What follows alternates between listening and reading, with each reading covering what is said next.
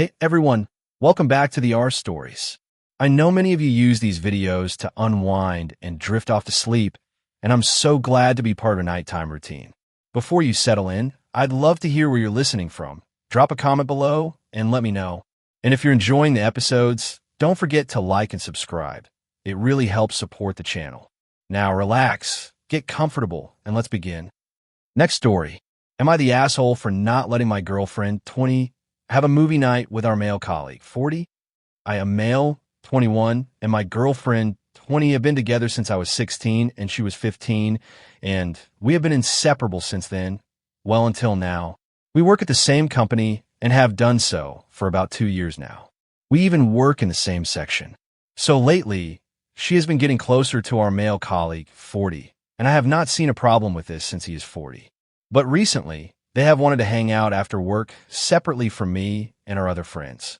The things they do are just going for a walk, a run, or hikes, which normally take around 40 minutes to an hour, which is normal, I guess. But now my girlfriend wants to have a movie night at his house, and they're going to watch the latest Fast and Furious movie. I asked to join, but they need to be alone because they're going to talk about friend stuff. She said they were like best girlfriends. At first, I thought, okay, that is fine, I guess, because again, he is 40. But now, after the fact, I'm starting to worry that they are getting a little too close. Am I going crazy, or is this something male and female friends do normally? I do not really have any experience in just that because I do not really have any female friends that I am that close with except my girlfriend. So please, I need some advice or just outside views on this. Edit. Just from the first few comments, I would like to add some details. First, she is acting just like normal to me. Loving, caring, and overall like the girl I fell in love with. Second, this may seem a little bit arrogant, but if I may self-praise a little, I am 6 feet 4 inches tall, blonde, fit from going to the gym for 5 years, love cooking, traveling, and hanging with friends and family. He is 5 feet 8 inches tall, bald, not really fat, but on the more out-of-shape side, and is kind of a gamer, I guess, and I mean computer games. So he only has a handful of friends, and the same at work. I do not say this to bully him or belittle him in any way. It is just straight facts. Third, my girlfriend said that after meeting some of his friends at a local get-together here, she said it felt weird being so much younger than everyone at that specific table that she just kept it short when she said hi to them. Final. So if you put all this together, I cannot see any reason why I should have been suspicious earlier. Update. Thanks for all the comments and direct messages. There is no way I can answer all of them. So I'll try to make an update now, as I feel almost responsible to do it for the big response from the community. She actually went through with it. Earlier today, we sat down to discuss just how I felt about this whole thing and that it is weird for her to go alone to his home as he is freaking 40. I was very clear about my opinion about being excluded from this whole thing and that it is not all right for me to feel like I am third-wheeling my own relationship. Her answer: I did not take you for such an insecure man after 5 years together. Honestly, this kind of broke me. How is it okay for her to just set my feelings aside with a comment like that? I must admit, I am absolutely not the best with expressing my feelings in this kind of way, and it feels very uncomfortable for me to open up like that to someone, even if we have been together for years, and I can kind of see why when that was her response. After that one little comment, it really sank in that she actually does not care about me anymore. The rest of the conversation went downhill from there on. I started to accuse her of cheating. She started throwing a freaking fit about how dare I accuse her of things like that after 5 years together. How didn't I trust her? After about 20 minutes of this, I was honestly broken down. So I just walked out, did not say anything, just walked. I was out for about 30 minutes just to try and clear my head from this whole conversation. When I came back, she was waiting for me with just one question. Do you think I have cheated on you? I said yes, I really do. And then I think I did something stupid. I showed her my first post to get my point across even more that the things I am feeling and thinking about are the all-around opinion in the comments. She was stunned and silent for a bit, and I think she actually kind of saw why I felt the way I did. Her response after that: I must go. The 40-year-old is waiting to start the movie, and I think we should have a small break from each other. She freaking went to him after our fight. What did it do? I went to my father at his work and actually cried in his arms for the first time in probably 15 years. And now I am at home in bed and have talked to my landlord, and she is very understanding and said that I could take my name off the lease anytime I want. What now? I am in my bed feeling totally empty, numb, sick, furious. And to be honest, I went kind of off the hook when I came back from my dad. I threw some stuff on the floor, actually cut the networking cable in the wall, as she is maintaining a blog that she is very passionate about. I will not link it, so do not even ask, as I do not want to give that piece of trash more activity on it. This update went probably just the way people expected it to, so I hope people are happy my relationship is probably 100% over to spare me in the future. But please, how can I come out on top of this? I have to see both of them on Monday when we get to work. I do not think I can handle this. So please, advice is more than welcome. I might do another update later on if I can mentally go through this again. As per now, I literally cannot handle it. I am mentally breaking down as I'm writing this. Commenter 1. The fact she went to him after your argument speaks volumes. Yeah, I think the original poster needs to leave her. It does not pass the smell test. I have a strong feeling she was already cheating anyway. The original poster did the right thing confronting her, and her reaction proves it. That is what I figured when they need to be alone to watch Fast and the Furious. It is background noise for sex. Yeah, this is basically a confession. This is an admission there is something private and secret between the girl and someone not her boyfriend. That is at least emotional infidelity, if not more. What kind of 40-year-old comes on to a 20-year-old with a Fast and Furious movie? Shouldn't he be trying to be all suave and sophisticated, break out the Fellini or Kurosawa or something? At least have some genre obsession like French New Wave or Giallo cinema. This guy goes with Fast and the Furious?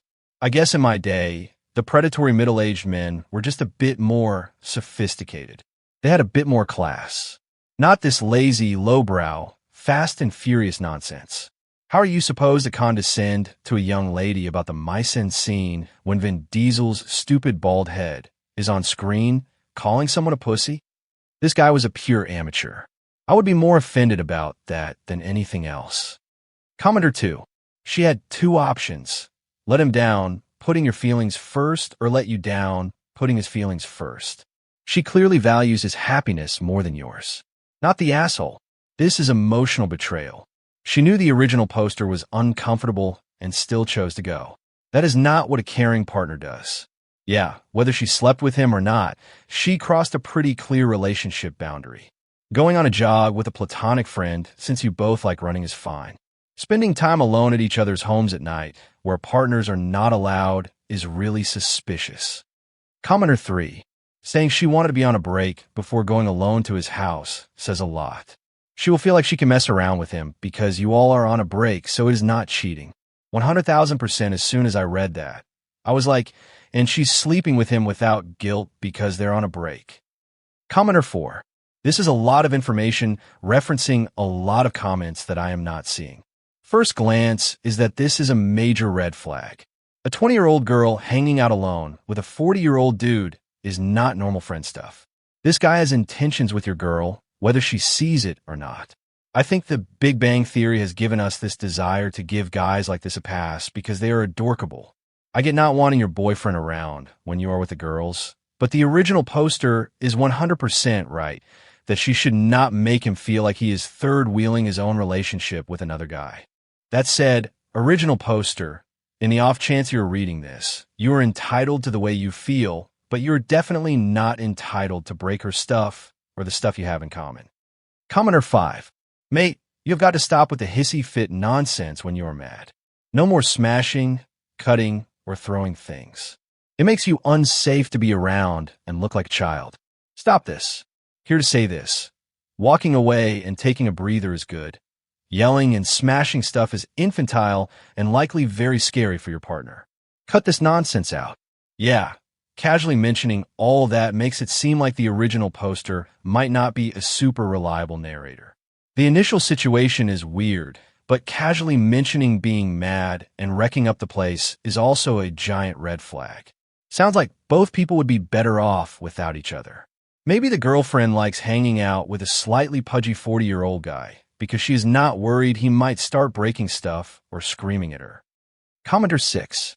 I am super sorry about the outcome, original poster, but you were honest to her about your feelings, and she showed you exactly how much she actually valued your time together. From here, do not dwell on what might or might not have happened. Take your name off your lease since you said your landlord was cool with it, and let your now ex handle the apartment, since she is such a big girl. If she can decide to throw a 5-year relationship away to go hang out with some dude her dad's age, you could decide to move out and leave her with the lease to deal with. If your parents are willing and able to, maybe move back in with them for a while. Quit your job, if you're able to, and go full no contact with your ex. Best of luck to you. It hurts now, but in a year, you will be extremely thankful she did not wait to show you what kind of woman she actually is. Next story. Am I the asshole for telling my wife that I am ending our marriage because I found her brother at our house again and said it in front of him? I, male, 38, left my wife, Kelly, female, 38 today, 5 years together. For married. I have battled her lack of boundaries about her family for the past 2 years. I understand that they are very close-knit, but she never paid attention to how their dynamics affected our relationship. I experienced just no family situation. My food was eaten, they showed up uninvited, meddling, you name it. 9 months ago, my mother-in-law and father-in-law began divorce proceedings. He cheated, fell madly in love with a side chick with whom he has lived for the past 15 years, and he decided that he wants to get remarried. He kicked everyone out of the house. It was an emergency, so I agreed to help out. I so regret it. I had to take 4 people in, but they could not think to avoid constantly pissing me off. I got sick of finding them using our private bathroom. They had complete access to the other full bathroom by the hallway. My sister-in-law started taking naps on our bed, which is creepy because a bed is too personal. I came home late, and we had to wake her up and still waited for her to snap out of her groggy state so that she could walk out. It lasted for 3 months, but the problems persisted. No matter how many times I told my wife, and even told them, they still showed up at random hours. Even if I did not run into them, I knew she was allowing them to come over. I hated their presence. They would eat my snacks and get on my expensive recliner chair, which, again, they did not contribute a penny for. I had a mini orchard that they picked empty. Things got so tense that I blew up at her in front of them. They left, we had a fight, and I ended up sleeping in a hotel. I warned her many times about being fed up and needing her to support me. She acted like I was demanding that she abandon her family. Today, I came home to find her brother's car blocking the entrance. Not on the side, and not even on the driveway, just right in the middle where my only option would be to get on the lawn. I go inside, and he is lying with his shoes on the couch. He gave me this fresh smile, like he is untouchable. I went to our bedroom and packed as much of my belongings as possible and ignored her pleas to talk. There is nothing else to talk about. I already called a few lawyers, but have not received any replies yet. She cried, but at this point, I have no empathy. I do not even know if I overreacted or if I needed to discuss this in private. I feel defeated and angry, and I also hate her family with my soul. They knew they were hurting our relationship, and they did not care. She knew that I'm a private person who hates being invaded. I helped them because I love her, and I did not have the courage to let them go sleep in their car. We do not have kids, but there are so many things that will be left undone. I love her so much, but I just cannot do this. She called me immediately after I left, and I told her that my decision is final. She sounded shaken, but I told her that right now, I despise her and will never be able to sleep next to her again. Sorry for any typos. I have a migraine right now. I am just coming here because I just want to ask if leaving the way that I did was an asshole move, and maybe I should have announced my intention of ending our marriage after her brother was gone. Commenter 1. I want to know the brother's reaction to you saying you were leaving her in front of him. Come on, details. Original poster. Nothing. He looked surprised, but mostly kept as it is not my fault. I am innocent face as always. Not gonna lie, man. I know those exact personalities, and they're infinitely insufferable people. Usually also the ones that believe because they use a measured, cool, and calm demeanor. They are somehow always in the right, and you're always seen as emotionally reactive because they say incendiary things. These are the kind of people that take pleasure in pissing people off. When you react in any explosive way, they can point at you and say you're the one that was angry. They remain calm. How could it possibly be their fault? Nothing makes me angrier, which is unfortunate because I do not want them to win. Commenter 2. You spent years communicating your needs and giving her the benefit of the doubt. There's only so many chances you can give before it becomes pure disrespect. Absolutely not the asshole. Hope you can find some peace now. Honestly, it sounds like you are escaping more than ending. If you've been putting up with this for this long and your boundaries are just getting ignored, leaving is going to be a breath of fresh air. My wife's sister is autistic and lives with us. She also has another sister who lives on the other side of the country. She does not stay here, but when she's in town, she shows up 3 hours late and comes over at like 8 p.m. I also have an 8-year-old, and I get up at 3:30 a.m. for work. This is frustrating enough. I can never deal with that. My dad is like that sister. When we had our first child, he came to see the baby and stayed with us. We also have 2 little dogs that bark at strange noises. I was back at work, so he would sit about for breakfast and lunch, times I am at work. But he would leave in the afternoon and come home anytime from 9 p.m. to 2 a.m. The little dogs would go crazy, which would wake the baby and a postpartum wife. So I would stay up every night to try to mitigate it. Night 10, I told them to go get an Airbnb or be home by 7 p.m. Bed and breakfasts are designed for people like my dad and your sister. Commenter 3. As an introvert, I'm wholly on your side. It takes energy just to have people in my space for a few hours, and I would go barmy if it went on for weeks. The boundary stomping, invasion of my privacy, stealing, and entitlement would have me in a red rage. Your wife has walked all over your discomfort, ignored your needs, and placed you at the bottom of her priorities. I would leave too. Edited to add, I did not leave a judgment, so here it is, not the asshole. As an extrovert, I am wholly on his side too. No excuse for letting your family walk all over your partner. Not going to lie, the shoes on the couch alone would have unhinged me. Commenter 4. Not the asshole. You did not leave, you escaped. 2 years of boundaries being trampled and being taken for granted is a liberty, and now you can put yourself first. Life is too short to compromise your happiness for others' convenience. I am surprised you did not call the tow truck and have him arrested for trespassing. You were worried about her and how you walked away. She is only worried now that you're gone. Where was her worry when you continued to plead with her about her family and your relationship together? Commenter 5. Not much to say. Original poster. Not the asshole. You stated all the facts. She knew. Her family knew. That is in no way for you to have to exist in your home. I'm glad you left. As your wife and partner, she should work with you instead of against you. She is enabling her family to treat you poorly. Let them remain a close-knit family and move on to a healthier life. You deserve it. Not the asshole. This is right. A lot of the time, tight-knit families can disrespect the partner out of jealousy, and the brother's behavior is patronizing you in your own home. You deserve better. The brother knew what he was doing, grinning at the original poster and knowing he was pissing him off. The family will probably be very relieved the original poster has gone, and they can use little sister / the original poster's ex as they want.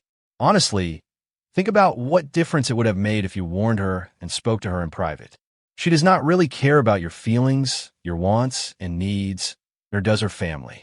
If you had threatened to leave, she would have asked her family to back off temporarily, but they would have just picked up where they left off eventually. This was a war you would never have won, even if you were able to win a few battles. I'm sorry. Commenter 6. Not the asshole. I would separate the finances immediately. Exactly this. If you merged any finances, get them separated, get your computer / laptop, change all passwords. Call your insurance. Change beneficiaries. Get all your paperwork and send her a message with a list of items you will be removing or ask her to leave. You know what no one thinks to change? The store cards, like the food store cards. Commenter 7. I came from an incredibly close-knit family. My husband was uncomfortable with how they used me, overstepped their bounds, spoke to me, and controlled me. It took a little while to see for myself that my relationship with my family was toxic. I honestly never knew any better. However, I had an eye-opening experience when my mom told me some conversations should be left between the family. I responded, "You are now my extended family. My husband is my immediate family. If I keep anyone out of the loop, it will be my extended family. My mother wanted to have us take her in when she is old and retired. I stood my ground and told her no. She has a large family. My husband and I will be moving 8,000 miles away soon.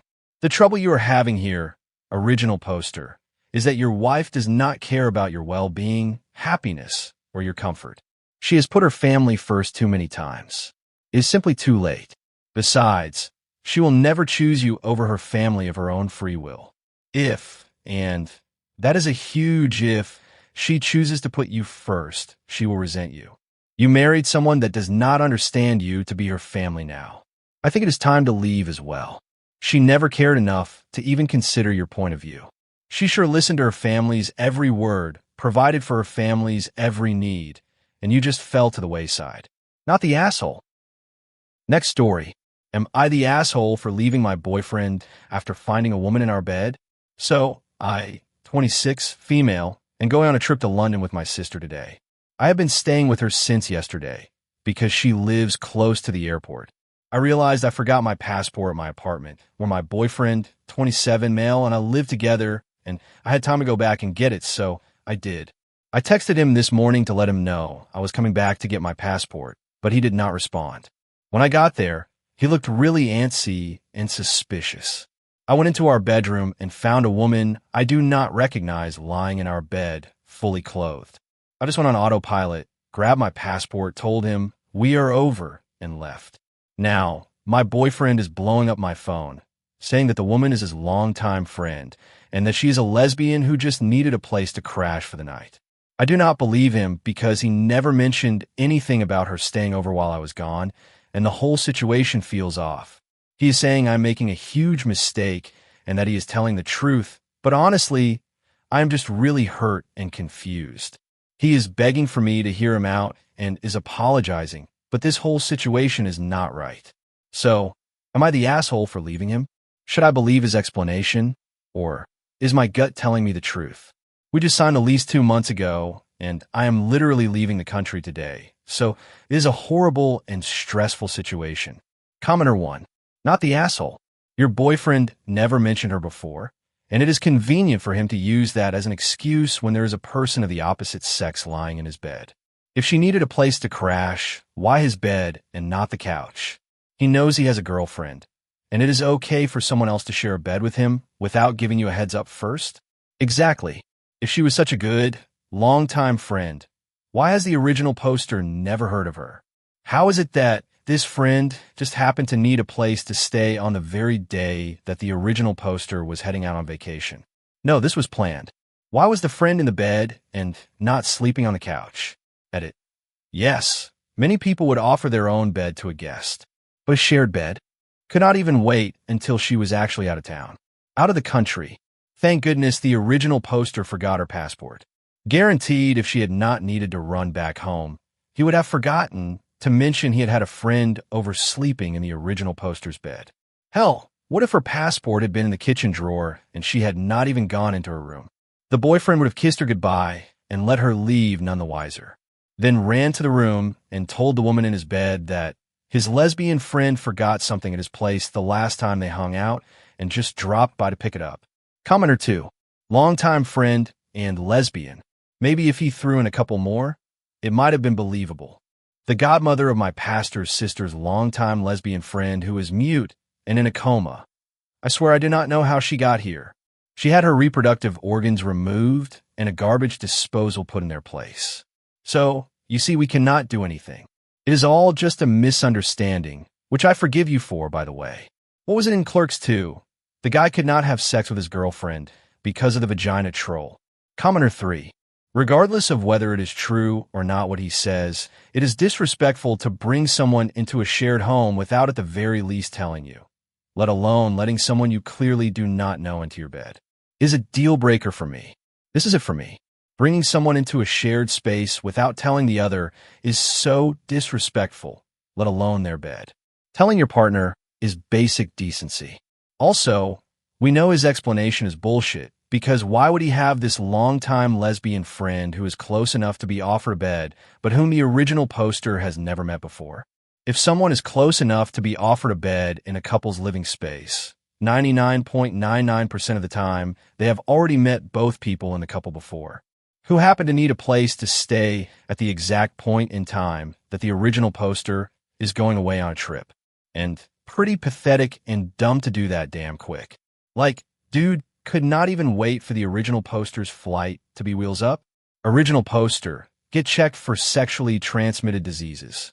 If dude is this stupid, I bet he's been creeping with more than just this lady and probably unprotected. Commenter 4. Block his calls. You're not the asshole. He is. Exactly. If he had nothing to hide, he would not have been acting so suspicious. The original poster does not owe him a chance to explain when he already broke the trust. Do not block. Mute. He is likely to start trickle-truthing and then will admit it if the original poster does not respond. Bruh, I am wondering who the fuck we are in some of these original posters' lives that completely made them feel worthless. Some of these titles and questions are absurd. Crying face emoji like, am I the asshole for leaving my boyfriend after finding a woman in our bed? Really? That is a question. What the hell? Not the asshole. Original poster. Contact the landlord while you are away. Explain the boyfriend's infidelity and that you are exiting the relationship and apartment. The landlord may let you break the lease since your ex-boyfriend has a potential roommate on site. Commenter 5. Not the asshole. He was antsy and suspicious while not answering. There was no reason for her to be on your bed. He can gaslight you until the cows come home. Unless you cancel your trip, do not. He has all the time to start deleting anything that could serve as evidence. He can start spinning the narrative like he is now. You will never know the absolute truth no matter what he says. Why have you never heard of her until now? Why would he not tell you prior if it was innocent? You did the right thing. Tell him you said what you said, and you're not talking until you are back. You do not actually need to. Enjoy your trip as a single lady. Enter the home when you are ready to get your belongings with some assistance. Do it quickly after returning. You already said you were done, so just maintain that and take your stuff. Commenter 6. Not the asshole. Wow, the moment you leave, huh? Not even really. You had not even left yet. Well, if you happen to know her name, you could always look at her social media. You'll know really quick if she's really a lesbian or bisexual, but either way, it is pretty weird, and I would not be believing him at all. Opie. After I left, I asked him for her Instagram or phone number. I have been demanding her contact info for hours, and he still will not give it to me. I want to hear her side of things, and he claims she has a girlfriend, so I think her girlfriend deserves to know as well. That is pretty damn telling right there. I'm so sorry. If he did not give it to you straight away, then his whole story is a lie. Probably not a lesbian, and probably does not have a girlfriend. Has he ever mentioned having a friend that is a lesbian? What was her reaction to you coming into the bedroom? Did she seem like she knew about you? If it was so innocent, why would he not have told you? Next story. Am I the asshole for telling my girlfriend, I told you so, and then dumping her over her male best friend? I am 26 years old and male. My girlfriend, now ex, is 25. We dated for a year. I will call her Cindy. When Cindy and I started dating, she told me early on that she had a male best friend, Greg. For the record, I need to say here that I fully believe that a man and a woman can have a completely platonic and mutually rewarding friendship without either ever acting inappropriately. About 6 months after we started dating, Cindy finally introduced me to Greg. We went to a restaurant to get some drinks and food. I really liked Cindy, and so I was naturally excited to meet her best friend. When we showed up at the restaurant, immediately after shaking my hand, Greg compared his height to mine. I am 5 feet 9 inches, and he is something like 6 feet 2 inches. He did that thing that elementary school students do where they put their palm on the top of their head and move it out in a straight line. He was demonstrating that he was much taller than me. I chuckled, thinking it was just in line with his personality, and Cindy got a laugh out of it too. Over dinner, Greg contradicted me on virtually everything I said. He was relentless. I would talk about something for about 30 seconds, and he would move his head to the side and say, well, then go into details about how I was wrong. Cindy seemed to be having a good time, though, so I sucked it up. But what bothered me more than anything was the way he looked at Cindy. She must be the most obtuse person in the world to not notice. When she bent over to pick up her bag after dinner, he checked out her butt too. On the Uber ride home, Cindy and I got into an argument about Greg. I said that I was really uncomfortable with her being friends with him. I then elaborated about everything. How he kept trying to one-up me, that he checked out her, but how he looked at her. She said that I was being dramatic. The argument turned kind of nasty, and about a block away from our apartment, Cindy decided to get out. In the unlikely event that our Uber driver is reading this, sorry, man. I do not want to make things awkward for you. Cindy and I fought. We made up, and I thought I had convinced her that Greg was bad news. She agreed to distance herself from him. Well, last night, I learned that she had not. Cindy called me at 11 o'clock or so, clearly distraught, saying she needed a ride home. I asked what had happened, and she said, "Do not be mad, but Greg tried to kiss me."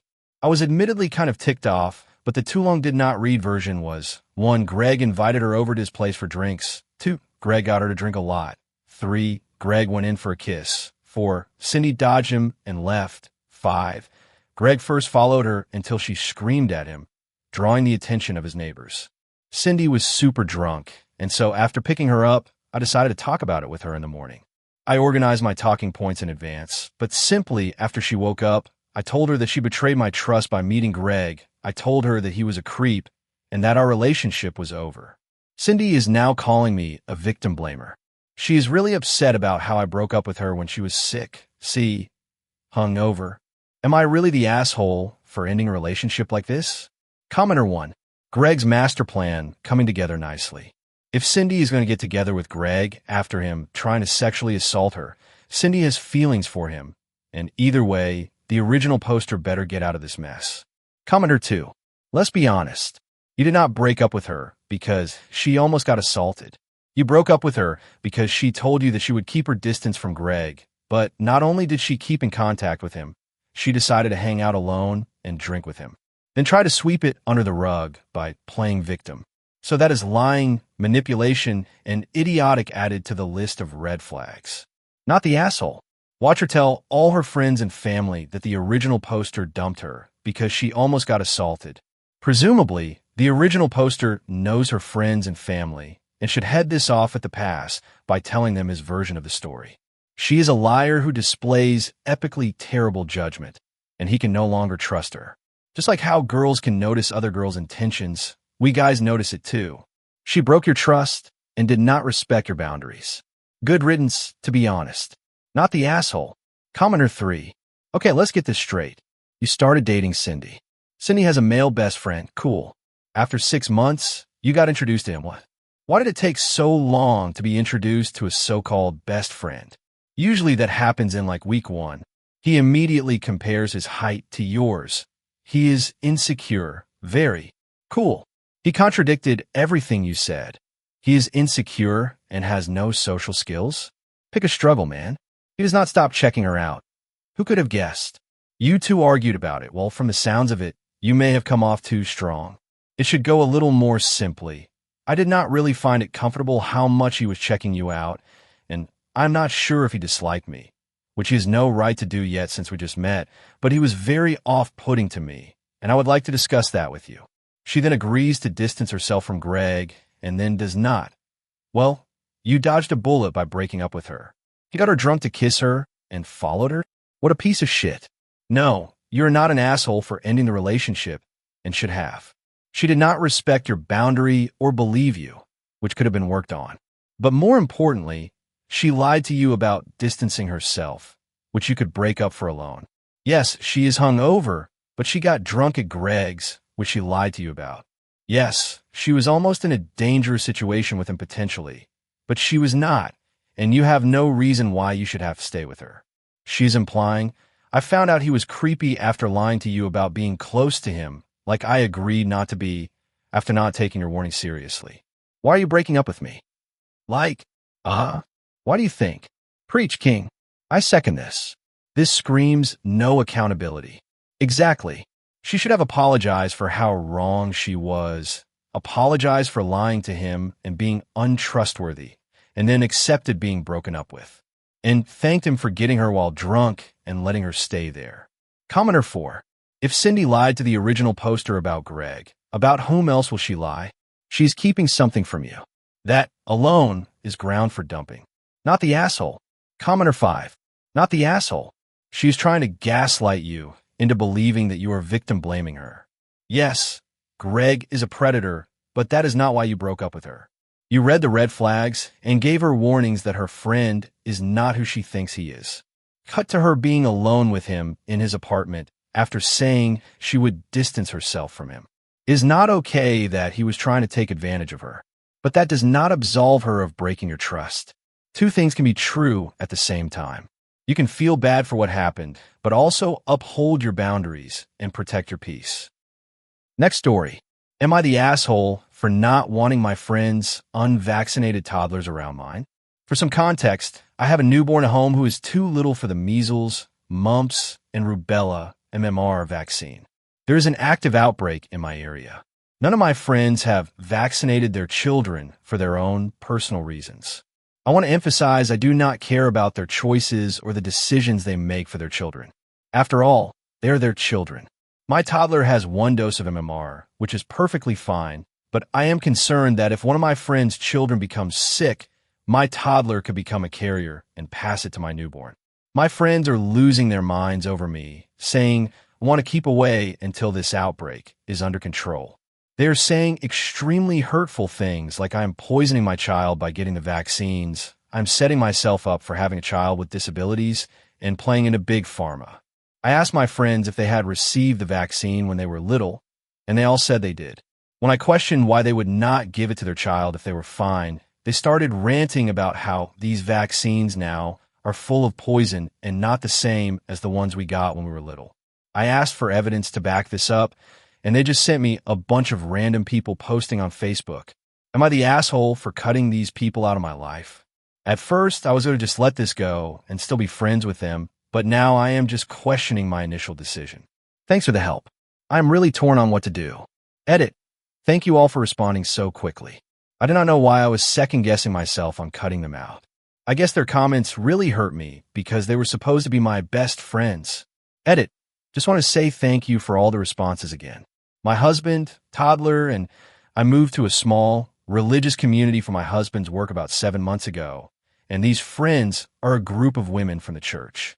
Reading all the comments, I realized how blind I was to their friendship, and they were just trying to brainwash me to fall into their beliefs because I had no other support system outside of my husband here.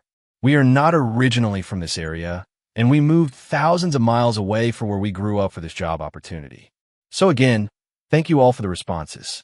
Between the fresh postpartum haze and all of the other stress I have, your comments brought me back to reality. Commenter 1. Since they decided to send you fake information about poison and vaccine changes, maybe you should just send them news articles of dead or disabled children whose parents did not care enough to vaccinate them.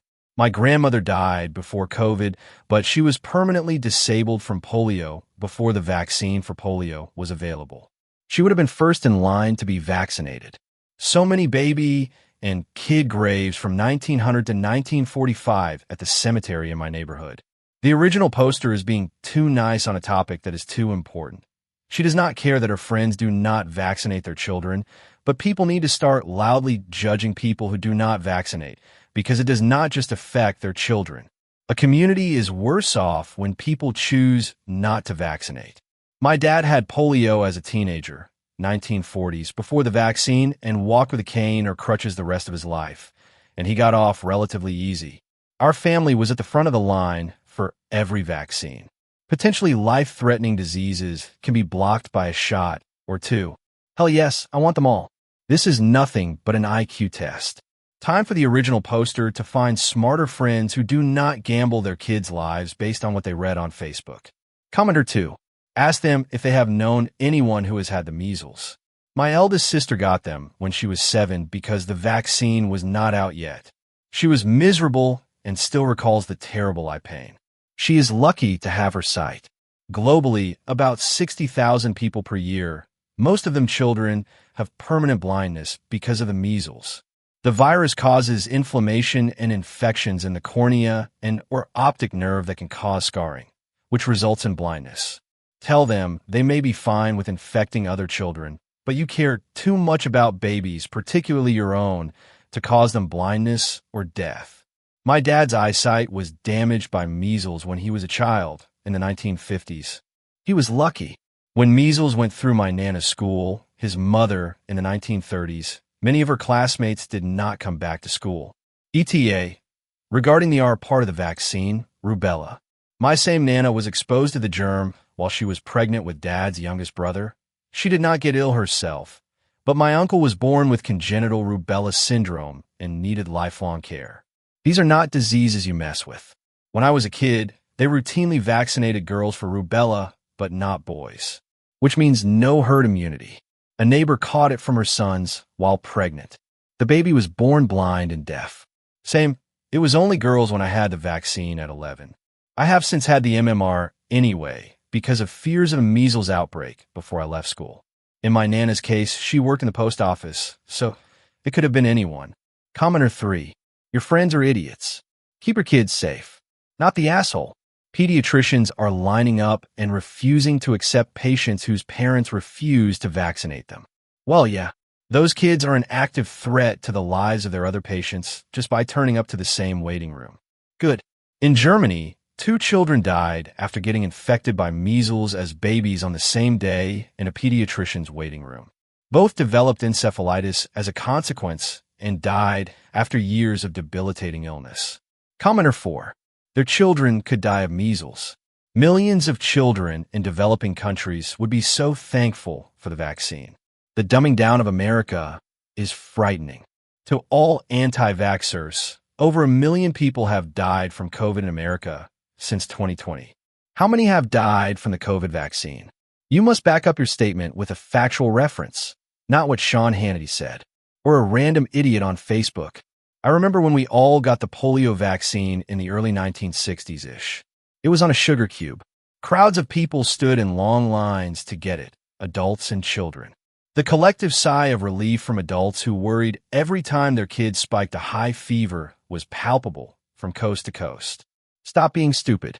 Big Pharma may be ripping people off on their insulin, thanks Donald J. Trump, but they are still supporting labs that are discovering these vaccines to save us all.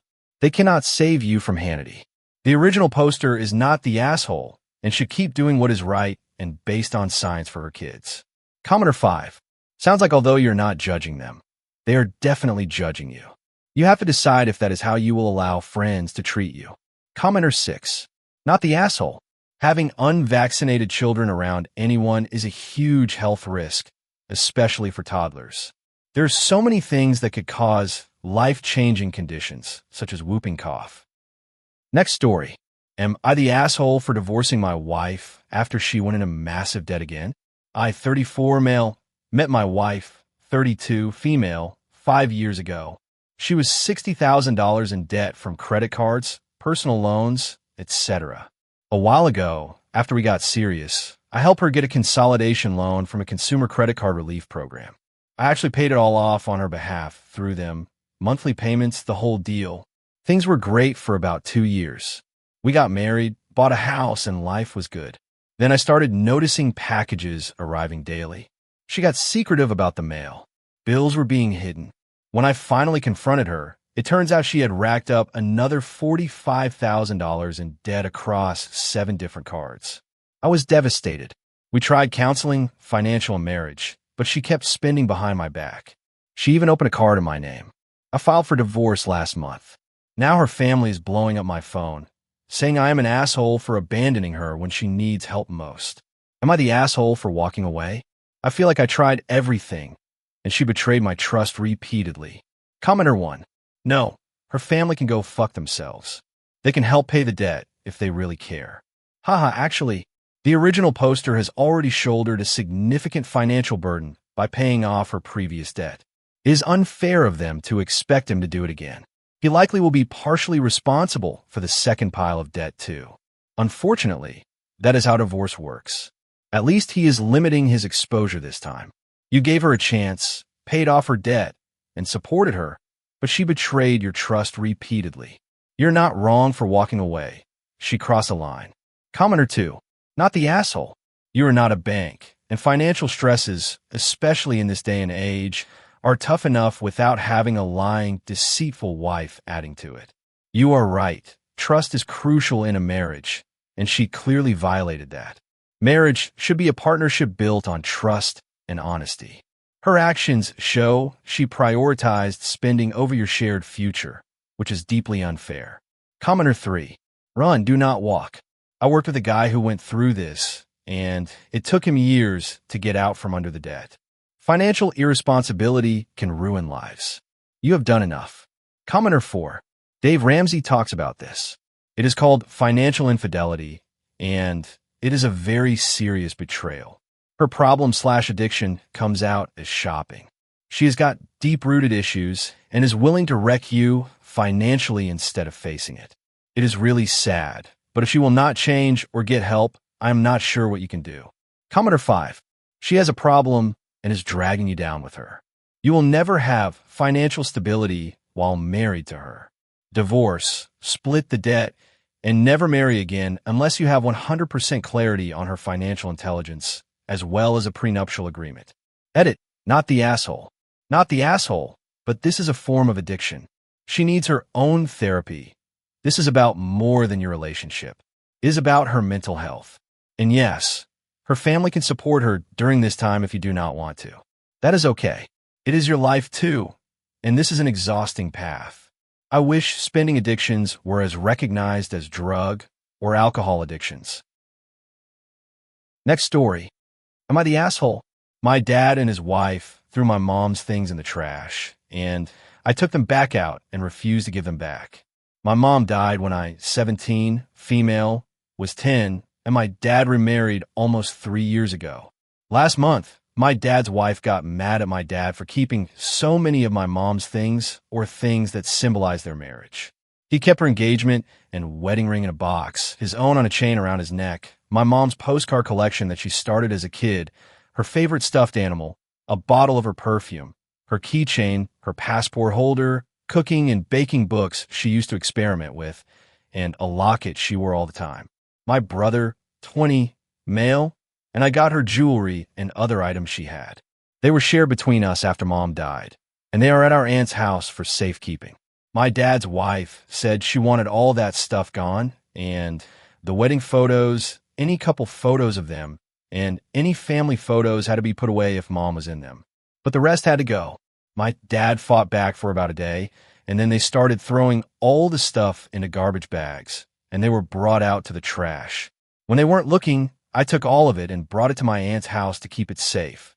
It took 2 days for my dad's wife to realize the trash was empty, and then she and my dad realized I had taken the stuff.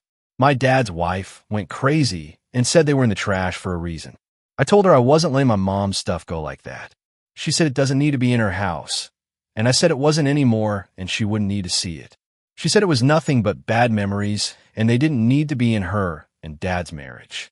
I told her she didn't need to worry and they weren't Dad's anymore. Dad told me to just give the stuff back to them and they'd deal with it, and I refused. His wife said she wasn't allowing that kind of disrespect in her house, and Dad said it'd be dealt with.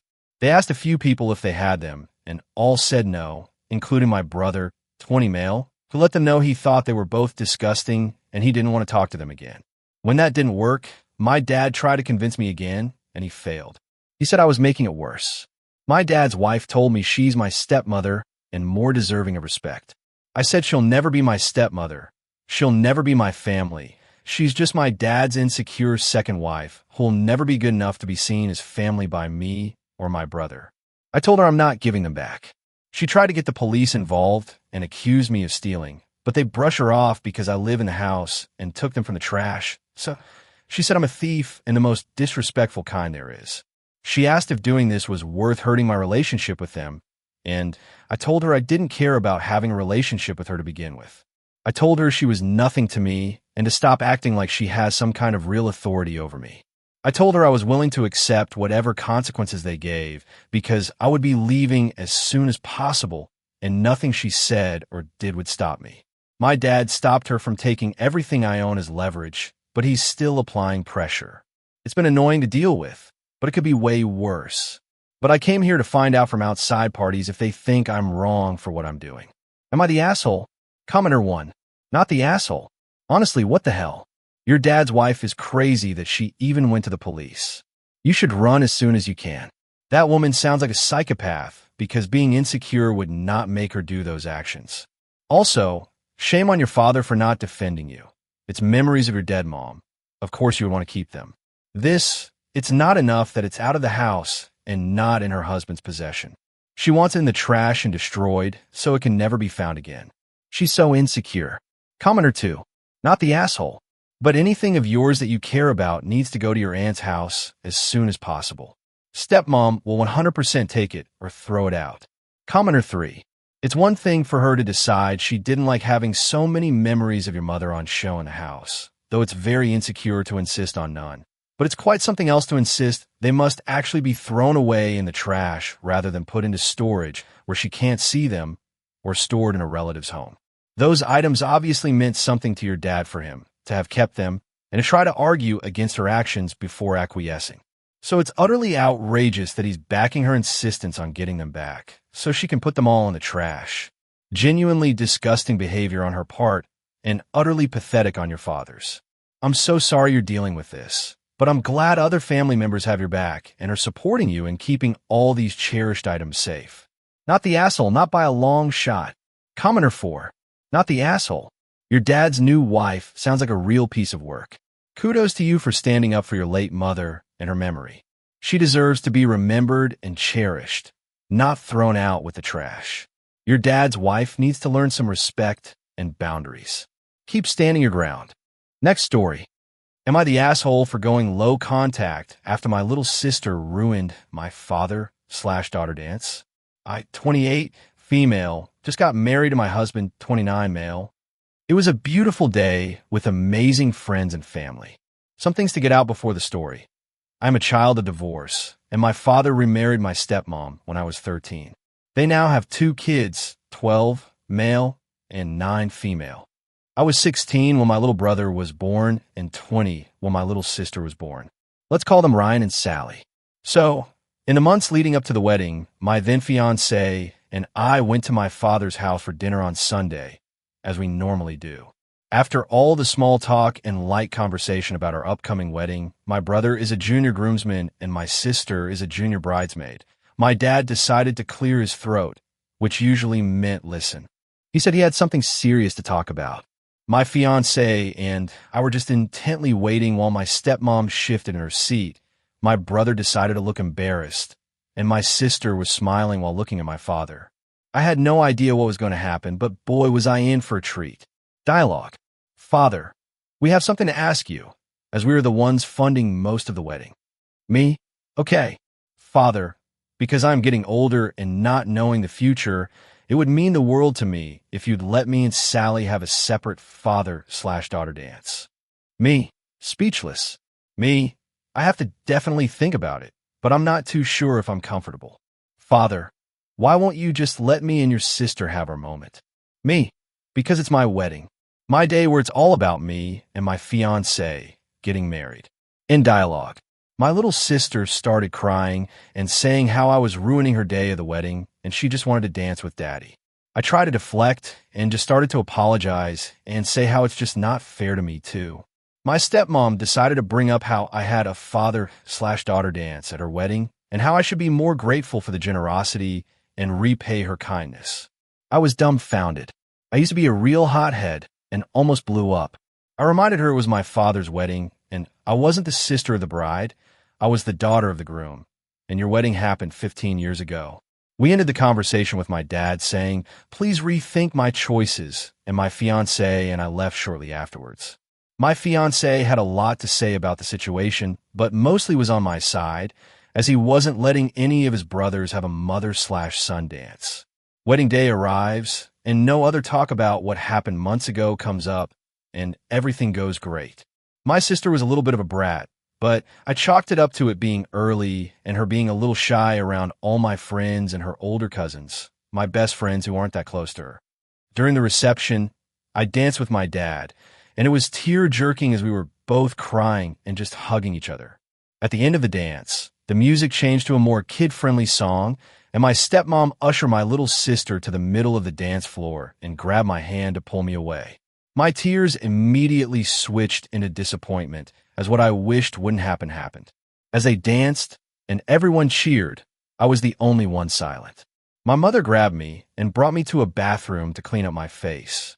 She was just as angry as me and almost wanted to smack my stepmother just for embarrassing me. After everything, my saint of a little brother hugged me and whispered, I told them not to do it. I love you.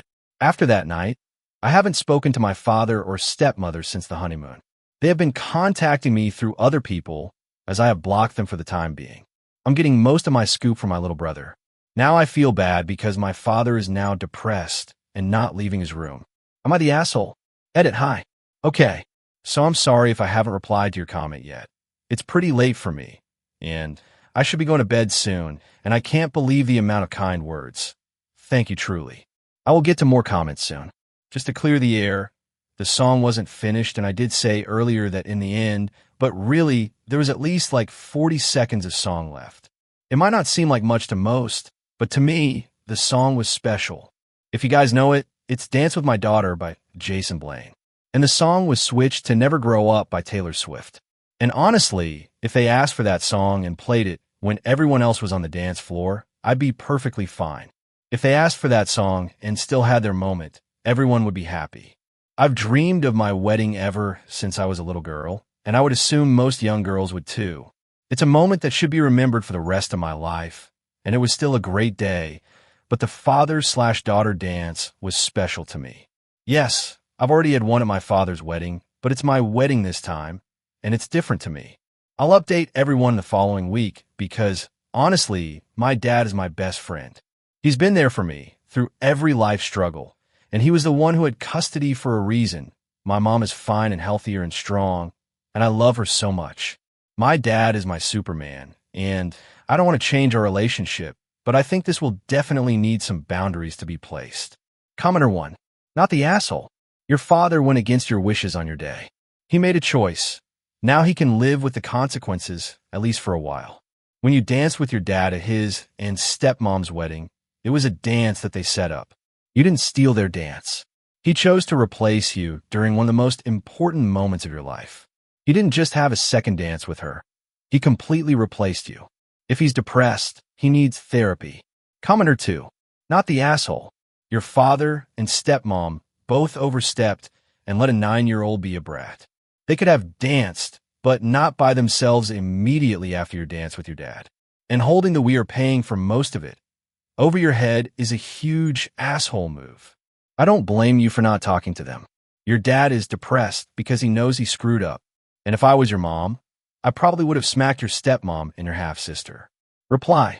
Agree. Your father and stepmother disregarded your wishes and ruined your father/daughter dance. Commenter 3. Your father is depressed because he knows he screwed up and isn't man enough to apologize to you. Commenter 4. Not the asshole. Original poster. I think you need to edit your post and add that the song you danced to wasn't finished, and you basically had to move to make way for your younger sister to have her solo father/daughter dance. It paints a clearer picture of the sheer entitlement and rudeness. It was your wedding day, and they had the audacity to usher you off mid-song to make way for a child who clearly never heard the word no. Your father and stepmother are raising an entitled brat.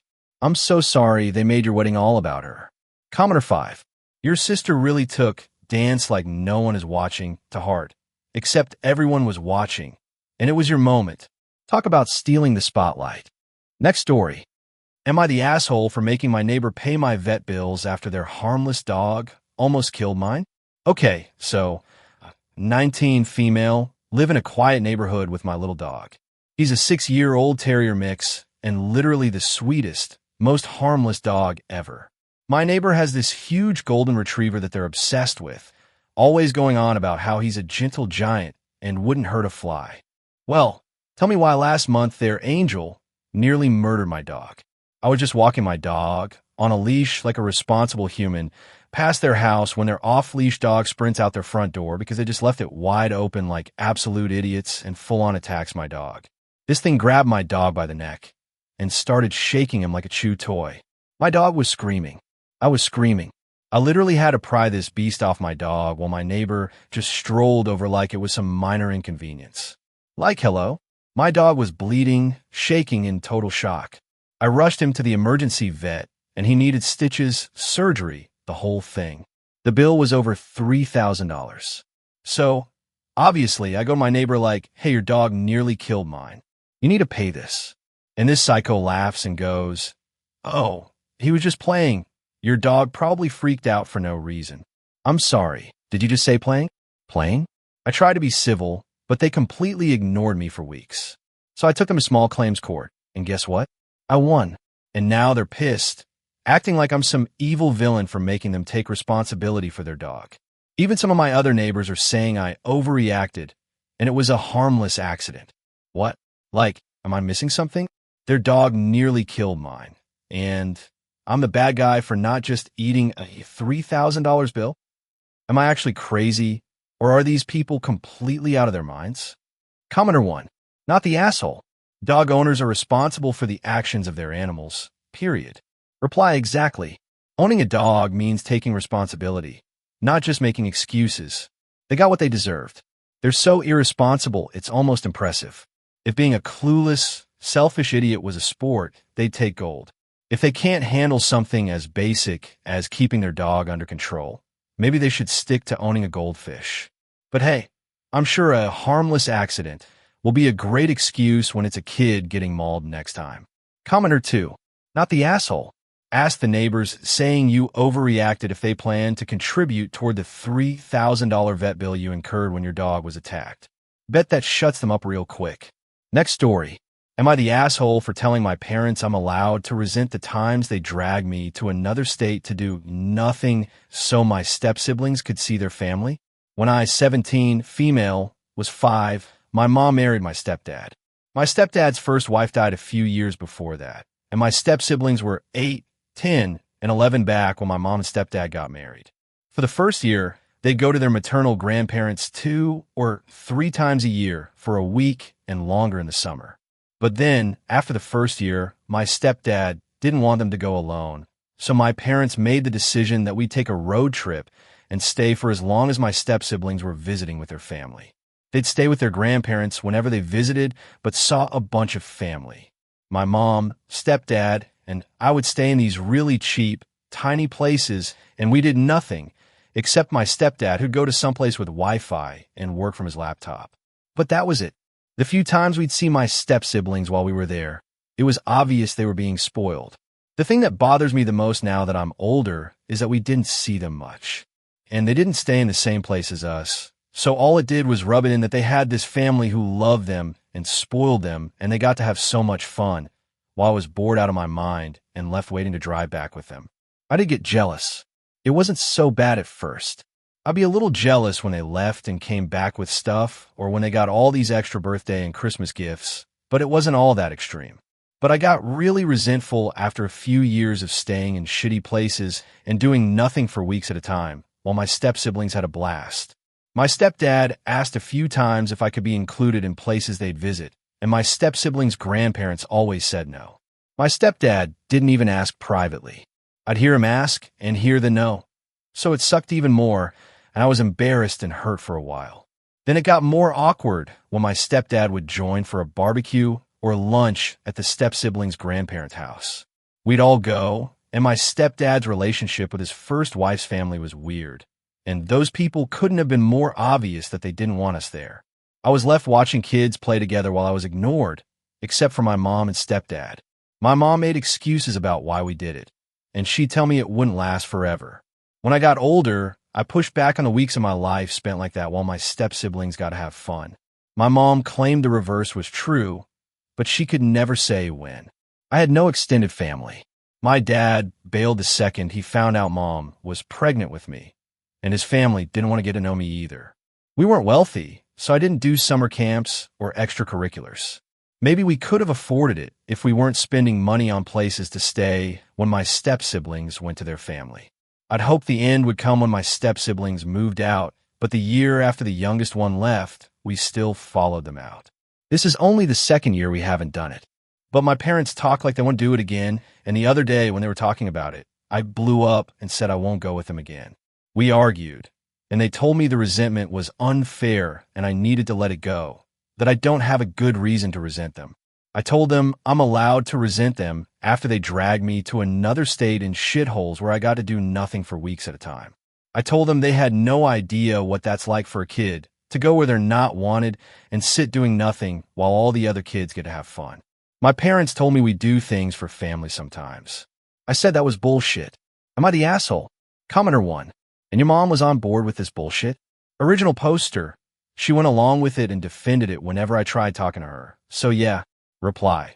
One of the hallmarks of a woman who's so desperate not to be alone that she'll throw her own kid under the bus to keep her new partner happy. Commenter 2. Why exactly couldn't you and your mother stay behind? Why exactly couldn't you guys do things again? You were cooped up doing nothing. Of course you resent them. Original poster. I guess my mom and stepdad didn't want to be apart. But he didn't even go originally, and so I'm not sure why he started going or why we all had to go. We didn't have money to afford stuff, so we stayed inside. That was always the excuse given. Commenter 3. At 17, you have more power than you think. Do not argue. Just be clear that you aren't going. And don't let their manipulations, gaslighting, and guilt trips affect you. Tell them you will stay behind where you are comfortable, as you have no interest in going anywhere near your stepfather's ice-cold parents. Tell them that they really don't want your resentment toward them to multiply now that you have stated your boundaries. No discussion. Not the asshole. Learning to establish boundaries starts now. Next story. Am I the asshole for telling my sister not to announce her pregnancy at my wedding because I was going to announce mine, but she did it anyway? 29, female, got married 3 months ago to my amazing husband, 31, male. It was supposed to be one of the happiest days of my life, but my sister, 32, female, managed to overshadow it in a way that I can't seem to move past. A little background. My husband and I had been trying for a baby for a while, and when we finally got that positive test, we were over the moon. We decided we would share the news with our family and friends at our wedding reception. Nothing crazy, just a small, heartfelt moment during the speeches. Only my parents and my maid of honor knew about this plan. A few weeks before the wedding, my sister pulled me aside to tell me she was pregnant. I was genuinely happy for her, and we had a sweet moment together. Then she casually mentioned that she was planning to announce it at my wedding. I was shocked and told her as kindly as I could that I would prefer she didn't. I even explained why, because I was also pregnant and planning to share the news that day. I asked if she could wait just a little longer so the day could stay focused on the wedding. She seemed a bit annoyed but didn't argue much, so I thought that was the end of it. Well, fast forward to the reception, and guess what? Right after the speeches, she stands up, clinks her glass, and announces her pregnancy. The whole room erupts in cheers, and suddenly, my wedding turns into her pregnancy celebration. I was stunned. I didn't even get the chance to share my own news because it felt like I'd just be trying to one-up her. Later, when I confronted her, she acted like I was overreacting and said she just couldn't keep it in anymore. When I told her how hurt I was, she said I was selfish for wanting to control when people share their happiness. My parents think she was out of line, but are telling me to let it go for the sake of family peace. But I can't seem to move on. Every time I think about my wedding, I feel this bitter pit in my stomach because she took away a moment that was special for me. She, on the other hand, thinks I'm being dramatic and says I should be happy for her instead of making everything about myself. So, am I the asshole for not letting this go? Commenter 1. Whatever you do, do not share your baby name with your sister. I've seen too many posts of jealous sisters stealing baby names, and she seems bitchy enough to do it. This is extremely important. How many of these stories do we see regularly? If you have to give out a name, make sure it's a fake one. Preferably one that means something like the C word because of comments above in another language. Commenter 2. Not the asshole. You can keep the peace, but you could also consider announcing your baby's gender at her baby shower. She has shown you who she is. I would not include her in any large life moments. Or just don't announce yours. Show up at her baby shower or gender reveal super pregnant. Then if someone inquires, you loudly reply, "Oh yes, I'm also pregnant, and we are so excited, but making a big announcement at someone else's event is so tacky.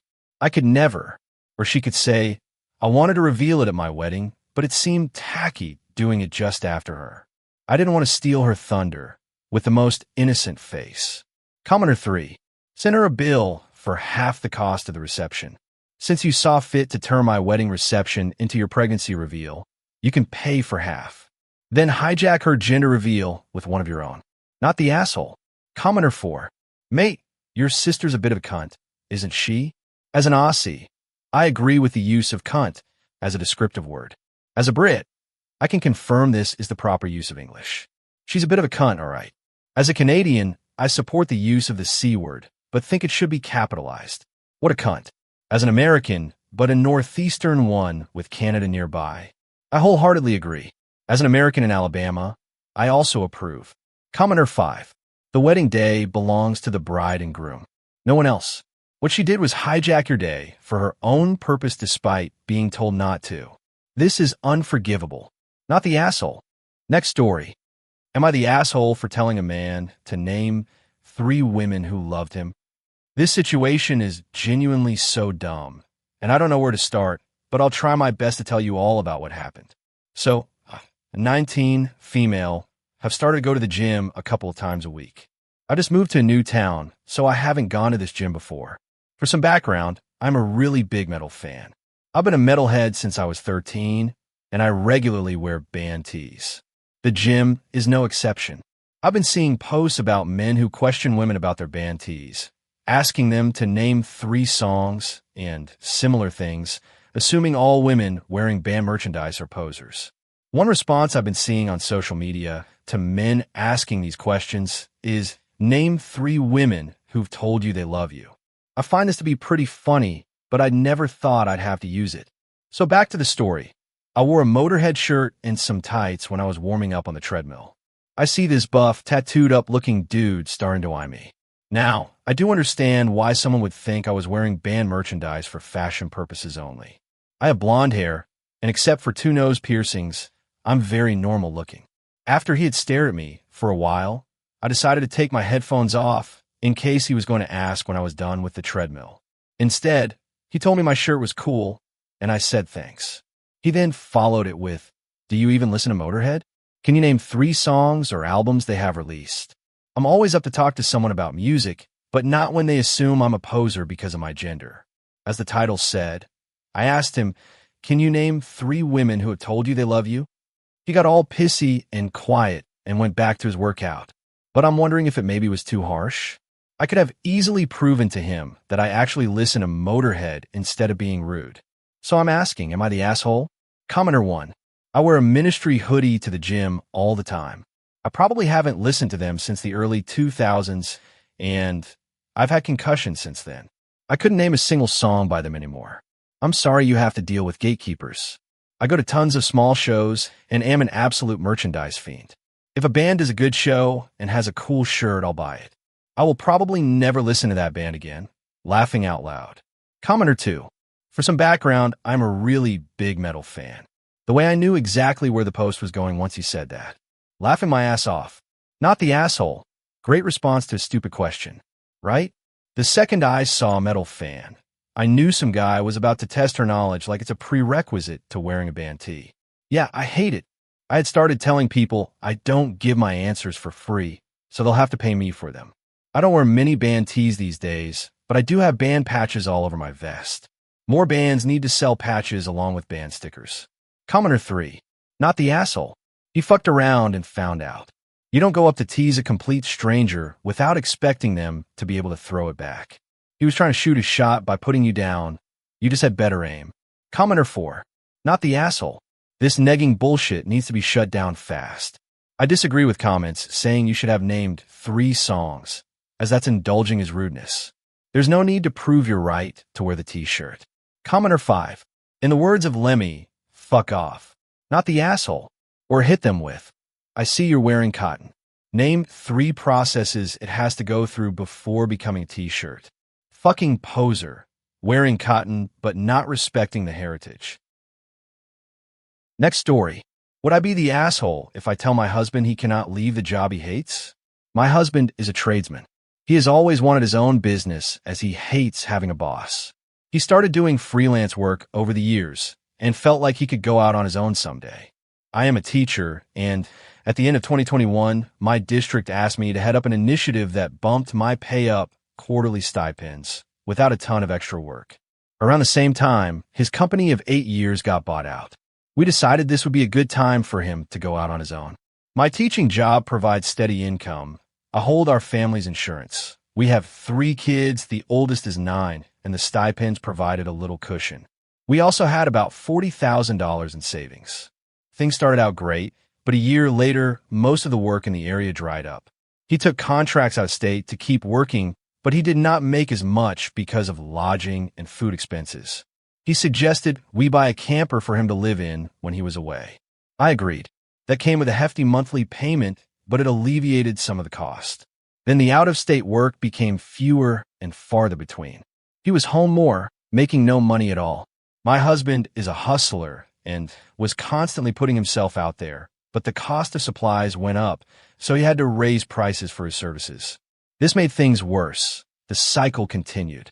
As hard as it was to be home alone with 3 young kids when he traveled, it was worse when he was home. He was miserable. A potential contract would cheer him up and then fall through. We went through this for months. Midway through 2024, we were simply out of money. We were living off credit cards. He took some seasonal work in the fall, and that is the only reason our home was not foreclosed on. He felt like a failure. Early December, an old friend called him to ask if he would consider working with him. There is a corporate project, and they desperately need people with my husband's skill set. $61 per hour plus a $1,500 sign-on bonus if he started within 10 days. We thought it was too good to be true, but 2 days after Christmas, he had a contract in his email. He started right after the new year. His first check was like manna from heaven. It has taken 2 months to breathe again, even with my pay. He has gotten paid 4 times, and his most recent check was the first time we had money left over after we paid bills. We took the kids to McDonald's to celebrate. The problem is he is miserable. It took a week for him to remember why he hates working for other people. I watch his light dim more every day. He is working overtime weekly, and I feel bad he has to spend so much time there. The other day, he fake casually mentioned that he heard from a company out of state. It is the opportunity one have been waiting for, he says. It just came a little late. I love this man, but I do not think I can support this again. We put $40,000 plus and about $15,000 in credit card debt into it. He was gone for months at a time, and it was hard here. And we still have a huge monthly payment for that camper we cannot sell. Would it be cruel to tell him he cannot quit? Commenter 1. Your husband is a grown-up. Sometimes we need to suck it up and work jobs we do not enjoy to support our families.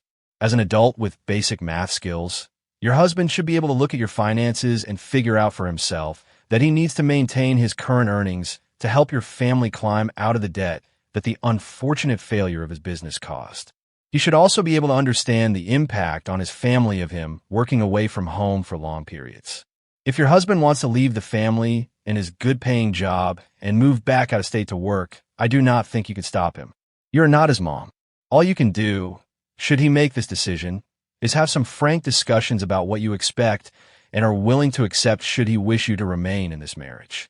It should also be made clear what his financial obligations to the family will be on an ongoing basis, whether or not you remain in the marriage, should he leave again to work elsewhere. One hopes earning money needed to support his children. It is not cruel to expect an adult man to pull his weight in supporting his children and family. Not the asshole. I do not think you can stop him. You're not his mom. I think I know what you mean, but I'm really starting to hate when people say you cannot force an adult to do things. In a literal sense, probably not, unless you put a gun to his head. But this man is a husband. He is a father. 3 kids. That is 4 pretty big commitments. You do not get to decide everything on your own once you enter such commitments. He could be single, but the kids are for life.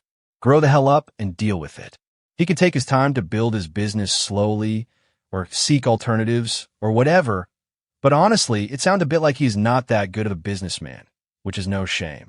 Acquiring clients and deals is hard on top of the actual work, but that is really hard to judge here, of course. Commenter 2. Your husband needs to grow up and gain a different perspective. He hates working for other people? Seriously, who does he think he is working for as a contractor? It is not himself, that is for sure, other businesses. And where I am from, anyway, Contractors have far fewer rights than a full-time permanent employee. The only difference between now and then is who his bosses are. Before, it was different people who were unreliable. Now he has a boss who is consistent, who is reliably paying him a paycheck every week and letting him do overtime. To me, it just sounds like he's being a baby. He liked hustling for himself because he had excuses to get out of other responsibilities. Sorry, cannot help with the kids, out of state making $1, all the while getting to travel around in different locations and see different things in his very own camper van. In what way would this other job be better? He will be away from his family all week. Would that not make him more miserable than having a boss? Every hustler and entrepreneur I have come across who acted like having a boss is just about the worst thing in this world has always been a failure, because the reason they want to hustle and be an entrepreneur is because they think the issue with their lack of success is that they do not get to be responsible for themselves, and they do not get to dictate the rules of the game, but it is all nonsense. The real reason 90% of the time is most of them lack discipline and just do not have the talent to be successful based on the rules of the game laid out before them. When they do go on to their own thing, they almost always become miserable when they only have themselves to rely on for being responsible, then get more miserable at their failures of being responsible, and then get more miserable when they realize if they want customers, they're still going to have to kiss ass and play by the rules. Then they fail, they come back to the real world, and somehow make it 2 weeks before they have completely forgotten how much of an utter failure they were at being out on their own and how miserable that made them in comparison. If he keeps working this job, over time, he will have to work less overtime as you guys catch up. That will give him a better work-life balance, much better than try to be a contractor out of state again. I hate having a boss is such teenage energy. Yeah, man, no one likes having to trade their labor to live. Maybe if you did not have a spouse and children, you would have a bit more flexibility, but as it stands, you made a choice to be responsible for a family, and that is what you're going to have to do. Commenter 3. Not the asshole. Blue-collar tradesman with family responsibilities. Hates working for other people. Cannot drum up steady business/work. Stepped in something that turned to $61 per hour gold. He should consider himself blessed. Edit. Over my career as an electrician and field technician/engineer, I worked for several employers and ventured out on my own a couple of times. Running a small one-man show, or with a helper, is very difficult. You are limited to smaller jobs with lots of competition from similar people, which drives pricing down, and you cannot run a lot of jobs simultaneously to cut the inherent no work right now risk element. And beyond the physical work, you also have to run the business and billing end and cover business expenses and any employee benefits and payroll taxes. I gave up on it after a couple of tries and settled into the different depression of being an employee with regular hours, time off, benefits, providing successfully for my family, etc. At my last employee job, I earned $65 per hour plus benefits. My internal cost to my employer was over $105 per hour for just the salary and benefits part, but excluding business expenses. For a trades-based small business, there are big expenses in management time, vehicles, insurance, tools, etc. The list is quite large, which is why electricians, plumbers, etc. charge in the $150 per hour plus range for services. But even at those rates, it is hard to beat out the earning potential and income security of a steady career job from an income per hour standpoint. Yeah, sometimes it can get boring, or you feel unfulfilled, have unpleasant tasks, feel taken for granted, taken advantage of, etc. Everybody wants to be their own boss. Until bids fall through and they're out of work, they have a deadbeat customer, or it becomes just like working for the man. Only now you have no one to blame but yourself. And just a different incarnation of depression. It is the old rub of being in a small one-man business. My employee is lazy, and my boss is incompetent. Next story. Am I the asshole for asking my friend to bring her own food when she asked to come over? My friend has a pretty big appetite, and when she comes over, she frequently eats many of my groceries. I am on a limited budget, and I cannot afford to feed her appetite. When she comes over, she will typically eat $40 to $60 worth of groceries. I'm all for feeding my guests refreshments and providing snacks and meals, and I only invite my friends over when I am in the financial position to host. The friend in question asks me almost weekly if she can come over. She usually says she is having a hard time and needs a friend. I'm always hesitant to have her over because of the amount of my groceries. She helps herself too. If I have a full multi-pack of food, she will leave me with 1 or 2 items in addition to having whatever else she finds in my fridge or pantry. I recently addressed my concern with her and told her that if I invite her over, I plan on providing snacks or meals.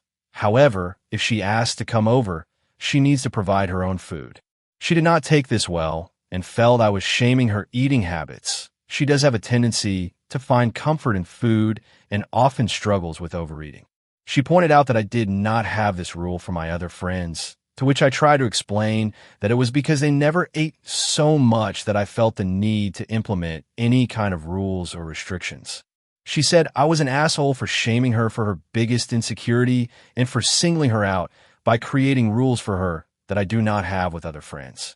I knew she struggled with food, but still asked if she could supply her own snacks and meals when she asked to come over. Am I the asshole? Commenter 1. Not the asshole. 2 things can be true. She could be sensitive about her eating. She is also using her eating issues and your friendship to take advantage of you. If you're trying to explain to her how she is putting you out by eating all your food and that you do not have that issue with anyone else, she should understand. If she keeps playing the victim instead of trying to understand your side, you may need to distance yourself from her. Maybe calculate how much money of yours she eats in a month and tell her. Not to shame her, but maybe she will understand the numbers better than specifically talking about the food itself. Original poster. Thank you. I'm going to calculate the cost of the groceries she eats. I go to the grocery store twice a month because it is not ever close to me, so it can look like I have more groceries to spare than I really do since I shop for 2 weeks at a time. I have a set amount I can spend on groceries every month. So when she eats more than I can spare, I cannot afford to repurchase the items and will often have to improvise with light meals or snacks until my next paycheck. Since her parents do all the grocery shopping and supply her with groceries, I do not think she has a good understanding of the cost of living and the extent that it affects me. Why cannot you go to her place? Or a neutral third location where your pantry is not? If all she needs is an ear and a shoulder, you could do that anywhere. Not the asshole for telling her to bring her own food and explaining why. Commenter 2. As you describe things, not the asshole. I understand that this is her biggest insecurity. However, it really feels like a good friend would have done this automatically after a few times of literally eating $60 worth of food every time they come over. That is certainly a non-trivial amount of food. I would say a normal friend would, at least every so often, say, "Hey, you fed me last time. I am ordering takeout for us / bringing over a frozen pizza / whatever." And that is whether or not they ate some of your food. When you have friends, it is always give and take. It is part of the whole deal. It is absolutely no big deal to provide food or snacks for a friend. But a friend will also bring stuff over or share the cost. It seems to me she was, at least partially, using you for free food for the night. Commenter 3. When she needs a friend, offer to meet her at a coffee shop or, if the weather is nice, in a park. Spend time somewhere there is no food. Not the asshole. This is a great idea. She is already using you as a free therapist if she wants to come over when she is having a hard time and needs a friend. It does not mean you have to be somewhere she can eat her feelings. If she is having a hard time, a walk or an afternoon in the park will be good for her. If she insists on going to a restaurant, make sure you only have some tea and ask for separate bills. None of this she orders everything on the menu and you split the bill evenly nonsense. The other alternative would be to offer her one specific snack. Put out some carrots and hummus. Hide any non-perishables in your closet or something. Label all other perishables as dinner March 18th, 25, or lunch March 22nd, 25, so that she can see that this food is already reserved. Honestly, after you have already had this conversation about the food issue, she would have to be stupid or a complete jerk to now insist that she needs to eat your food. Are you okay with her coming over weekly because she's having a hard time and needs a friend? Or is this too much for you? This is very much along the lines of setting yourself on fire to keep others warm. And if it is too overwhelming for you to take in all her troubles, she should get herself a professional to deal with this. That is a lot for you to deal with so often. Commenter 4. Not the asshole. This person is not a friend if she is helping herself to all your food in your own home. Even, I never rummage through my host's pantry or fridge. The only place I help myself to things is my immediate family, and always after asking, and I usually contributed groceries as I would be staying the night. I live abroad. It is really rude to me to hear that your friend just helps herself at your house. You're not an asshole at all for telling her that she cannot come around to eat about $50 worth of your food every time she invites herself over. Why cannot she bring her own snacks and food if she invites herself to your place? How does she even manage to eat that much in one afternoon? I have done weekly shops that cost less, and I am by no means skinny. You are not shaming her about her eating habits, as you did not tell her she cannot eat this much, just that she cannot eat this much of your food. I think your suggestion of her bringing her own food and snacks if she wants to come over is great. If she is not interested in that, it is clear she is just looking to spend your money by eating your food, and it was not about spending time with you. Next story. Am I the asshole for asking my friend to bring her own food when she asks to come over? My friend has a pretty big appetite, and when she comes over, she frequently eats many of my groceries. I am on a limited budget, and I cannot afford to feed her appetite. When she comes over, she will typically eat $40 to $60 worth of groceries. I'm all for feeding my guests refreshments and providing snacks and meals, and I only invite my friends over when I am in the financial position to host. The friend in question asks me almost weekly if she can come over. She usually says she is having a hard time and needs a friend. I'm always hesitant to have her over because of the amount of my groceries she helps herself to. If I have a full multi-pack of food, she will leave me with 1 or 2 items in addition to having whatever else she finds in my fridge or pantry. I recently addressed my concern with her and told her that if I invite her over, I plan on providing snacks or meals. However, if she asks to come over, she needs to provide her own food. She did not take this well and felt I was shaming her eating habits. She does have a tendency to find comfort in food and often struggles with overeating. She pointed out that I did not have this rule for my other friends, to which I tried to explain that it was because they never ate so much that I felt the need to implement any kind of rules or restrictions. She said I was an asshole for shaming her for her biggest insecurity and for singling her out by creating rules for her that I do not have with other friends. I knew she struggled with food, but still asked if she could supply her own snacks and meals when she asked to come over. Am I the asshole? Commenter 1. Not the asshole. 2 things can be true. She could be sensitive about her eating. She is also using her eating issues and your friendship to take advantage of you. If you're trying to explain to her how she is putting you out by eating all your food and that you do not have that issue with anyone else, she should understand. If she keeps playing the victim instead of trying to understand your side, you may need to distance yourself from her. Maybe calculate how much money of yours she eats in a month and tell her. Not to shame her, but maybe she will understand the numbers better than specifically talking about the food itself. Original poster. Thank you. I'm going to calculate the cost of the groceries she eats. I go to the grocery store twice a month because it is not ever close to me, so it can look like I have more groceries to spare than I really do since I shop for 2 weeks at a time. I have a set amount I can spend on groceries every month.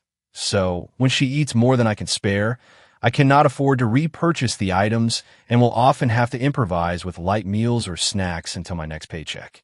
Since her parents do all the grocery shopping and supply her with groceries, I do not think she has a good understanding of the cost of living and the extent that it affects me. Why cannot you go to her place? Or a neutral third location where your pantry is not? If all she needs is an ear and a shoulder, you could do that anywhere. Not the asshole for telling her to bring her own food and explaining why. Commenter 2. As you describe things, not the asshole. I understand that this is her biggest insecurity. However, it really feels like a good friend would have done this automatically after a few times of literally eating $60 worth of food every time they come over. That is certainly a non-trivial amount of food. I would say a normal friend would, at least every so often, say, "Hey, you fed me last time. I am ordering takeout for us / bringing over a frozen pizza / whatever." And that is whether or not they ate some of your food. When you have friends, It is always give and take. It is part of the whole deal. It is absolutely no big deal to provide food or snacks for a friend.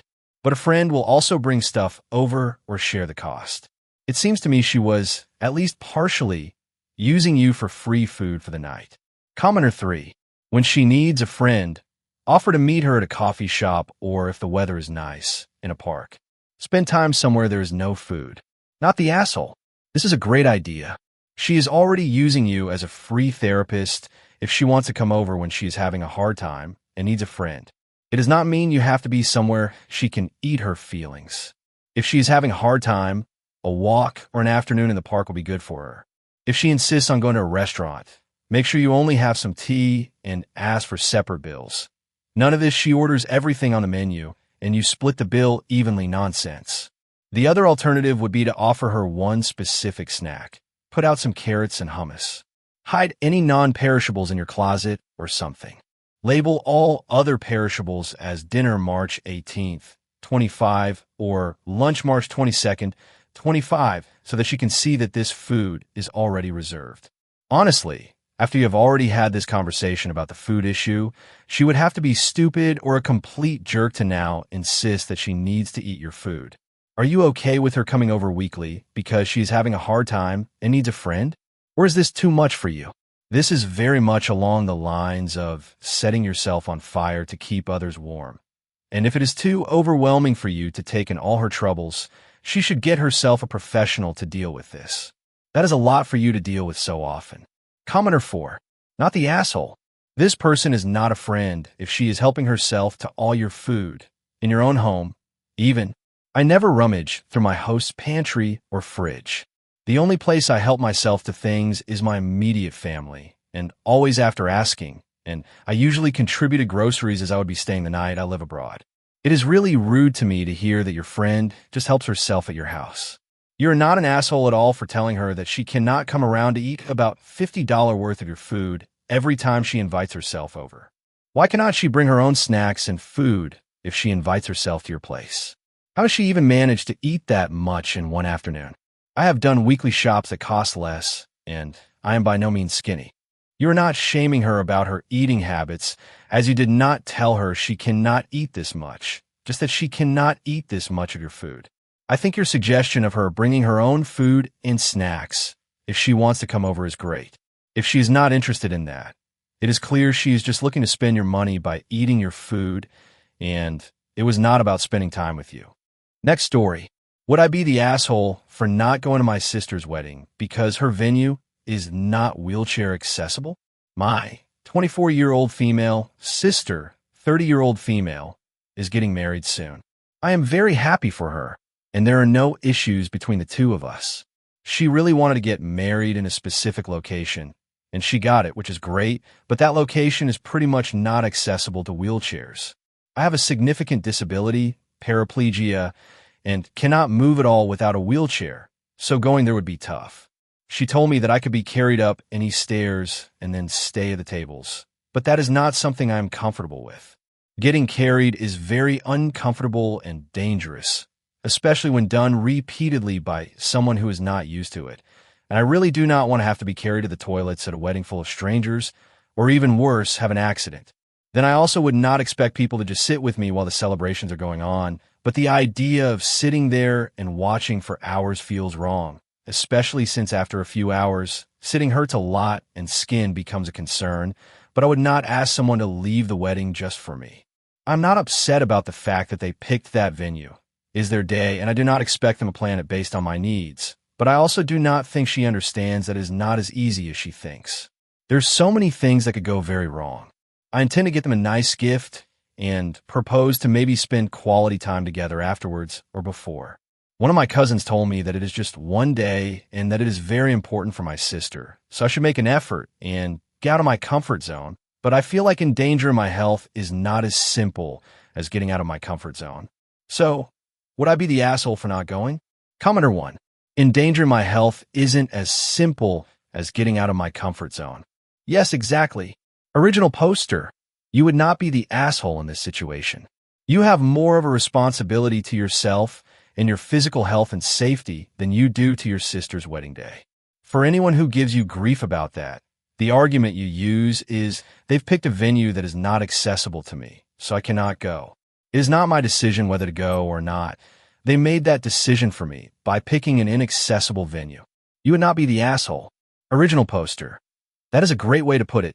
Thank you. I'm not even mad about the fact that they picked something not accessible. It is their wedding, but I expect them to understand that prioritizing my health is more important than that. You cannot afford to get sores on your body from being stationary for so long. I totally would feel uncomfortable having people carry me, especially if they're not trained, and to have to worry about the bathroom on top of that.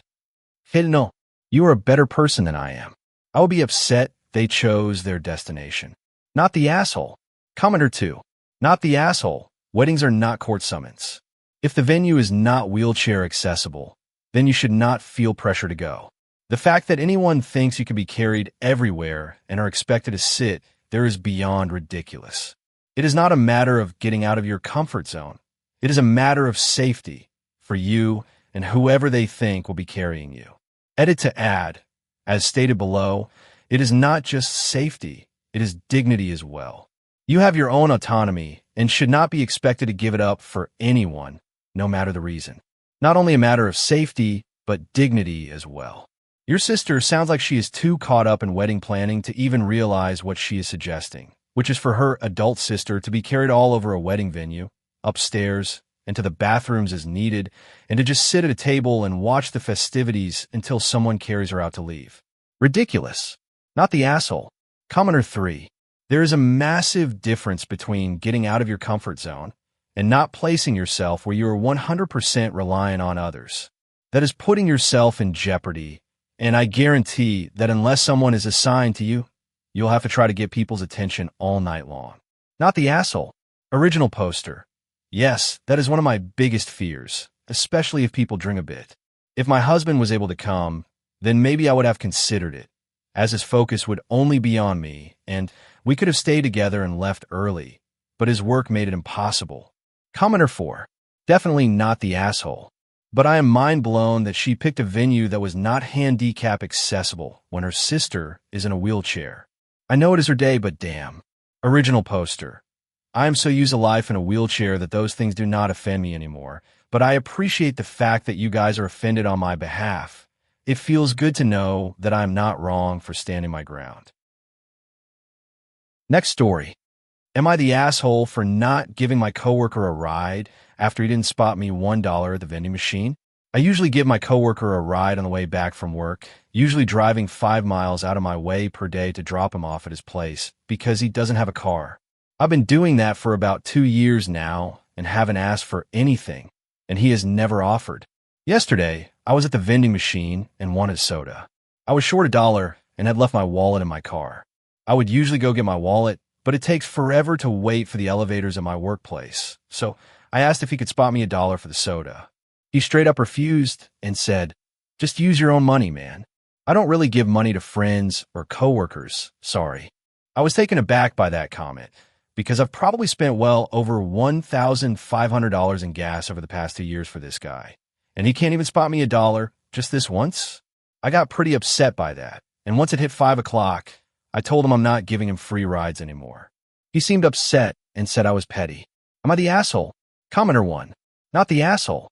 You asked him for a small favor, and he refused and shamed you. You have no obligation to keep offering him a ride. Though, you should know that this will drastically deteriorate your relationship, and they will make a big deal of it. Opie. Thankfully, we work in completely different departments. I don't think you should worry about what the others say. You can repeat this story to other people and say that you have learned a lesson not to be nice to colleagues. Commenter 2. Not the asshole. I wouldn't even call it petty, in my humble opinion. The coworker doesn't believe in involving money with friends. Not a terrible idea, but completely ignores all the money you've spent on them over time. I would imagine, even if they originally were, they are no longer appreciative of the rides and more so expect them.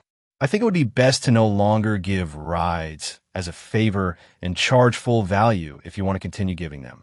They made it clear they would not do the same for you. Side note, my brother used to be a server at a restaurant and gave a dishwasher a ride home for weeks. He never asked for anything, but did it just to help out. He only stopped after he watched that dishwasher take money off his table while bussing it. Good deeds are great, but always be mindful of your surroundings. Sometimes the cookie just isn't enough for the mouse. Plus, Opie only mentioned the cost of gas. What about the wear and tear on the car? 5 miles morning and evening for 2 years add up. The time spent also adds up. Dude owed Opie like $3,000 or more and couldn't spare a dollar. He could have just lied and said he doesn't have it, but no, dude wanted to shame him. Sorry, man. I don't give rides to coworkers, only friends. Commenter 3. Not the asshole, and not petty either. You just woke up is all. This is simply not the kind of person to whom one donates $1,500 in gas, and Lord only knows how much additional drive time over a 2-year period. You can choose to tell him, in explanation for why he is now cut off, you're right, good policy. I should never have spotted you that $1,500 in gas, and I should totally have charged you for my time during each 5-mile detour. Or you can tell him the truth. You're not the sort of person who deserves the sort of act of kindness from which you have been benefiting for the last 2 freaking years. My time alone, I would have saved not driving him. That's more worth it than some gas money. Forget that dude. What a jerk. Commenter 4. Just use your own money, man. I don't really give money to friends or coworkers. Sorry. Oh, well, isn't that an interesting response from someone you've literally been helping for the last 2 years? He seemed upset and said I was petty. You were. But then so was he. Who wouldn't spot a buck to someone who has been giving them free rides? For 2 years. Not the asshole, but you were petty. I don't necessarily think these two things are incompatible. You basically matched his energy. He can choose to not give money, 100% is right. You can choose to stop giving him free rides, 100% you're right. Commenter 5. Just use your own car, man, or start giving me gas money. I don't really give free rides to friends and coworkers. Next story. Am I the asshole for telling my dad that I hope my future husband never treats me the way he treats my mom? For context, my dad and I, 18 female, have always been very close. We have a great relationship, and he has always been an amazing father to me and my siblings. He is always supporting me and is there for me, which a lot of times my mom fails to do. My parents have been together for over 20 years, and I have unfortunately been witness to so many arguments. Lately, as I've gotten older, I've noticed how weak their relationship is. I've seriously wondered if they hate each other several times. Even when they're on good terms, I can sense the weird tension between them. They just seem miserable together. The other day, as I was eating in the kitchen, they got into an argument while I was sitting directly between them. My dad was using typical manipulation tactics toward my mom, saying things like, I'll just never ask you to do something for me ever again, simply because my mom was too busy to help him with something. She was obviously upset by his words, and it really started to upset me. I put myself into their argument, defending my mom, and at this point, my dad was furious at both of us. I wanted to get out of the house, so as I was leaving, I told them that I hope my future marriage never turns out like theirs, and I looked at my dad and told him that he's made me question what I want out of a future husband because I could never be spoken to the way he speaks to my mom. After the words came out of my mouth, I regretted it, even though it was my honest truth. He just looked distraught. He's now giving me one-word answers anytime I speak to him, which is unusual as we usually banter back and forth. I already apologized about what I said, but it seems like there is nothing else I can do. Commenter 1. Info. How exactly is your dad actually a good dad, by your account, if you've watched him treat your mother, the woman who gave birth to you, like crap for 18 years? Time to take the blinders off, original poster. Because one of many things a parent can and should show their children is how to be a good partner, because it also ends up influencing the kind of partners said children choose later in life. If your parents, especially your father, have been toxic to one another, that's not good parenting. That's teaching your children that it's okay for us to be toxic to our own family. Also, your comment about how he's a great dad just stinks of, well, he doesn't abuse me, so he must not be an abuser. You're young, sure, but you cannot go through life acting like your perspective is the be-all and end-all. It's myopic, short-sighted, and self-centered. If any of this makes you mad, reflect on why. Another commenter said, truth hurts. It does. And since you're adult enough to dish out the truth, you're old enough to get the hard truth dished back at you. Truth is, your dad sounds toxic, your parents sound dysfunctional, and you sound like you still turn a blind eye to it because, well, daddy is nice to me. Part of growing up is recognizing that our parents are human. Part of being human is that some humans actually suck. Time to rip those blinders off and recognize original poster. Original poster. Yes, you are definitely right, and ouch, but thank you. I guess I was just always naive and, for my own safety, decided to turn a blind eye to it. It's hard growing up and seeing your parents for who they truly are. Reply. Also worth pointing out that your dad giving one-word answers to you is him turning the manipulative behavior on you instead of your mom for once. He's giving you a vivid example of why you feel what you do about their relationship. In my experience, that's how it goes with fathers like that. When you're a cute kid, that they can have an easier time manipulating into going with what they want. They turn the coldness on you. Commenter 2. Not the asshole. This silent treatment is just another manipulation technique.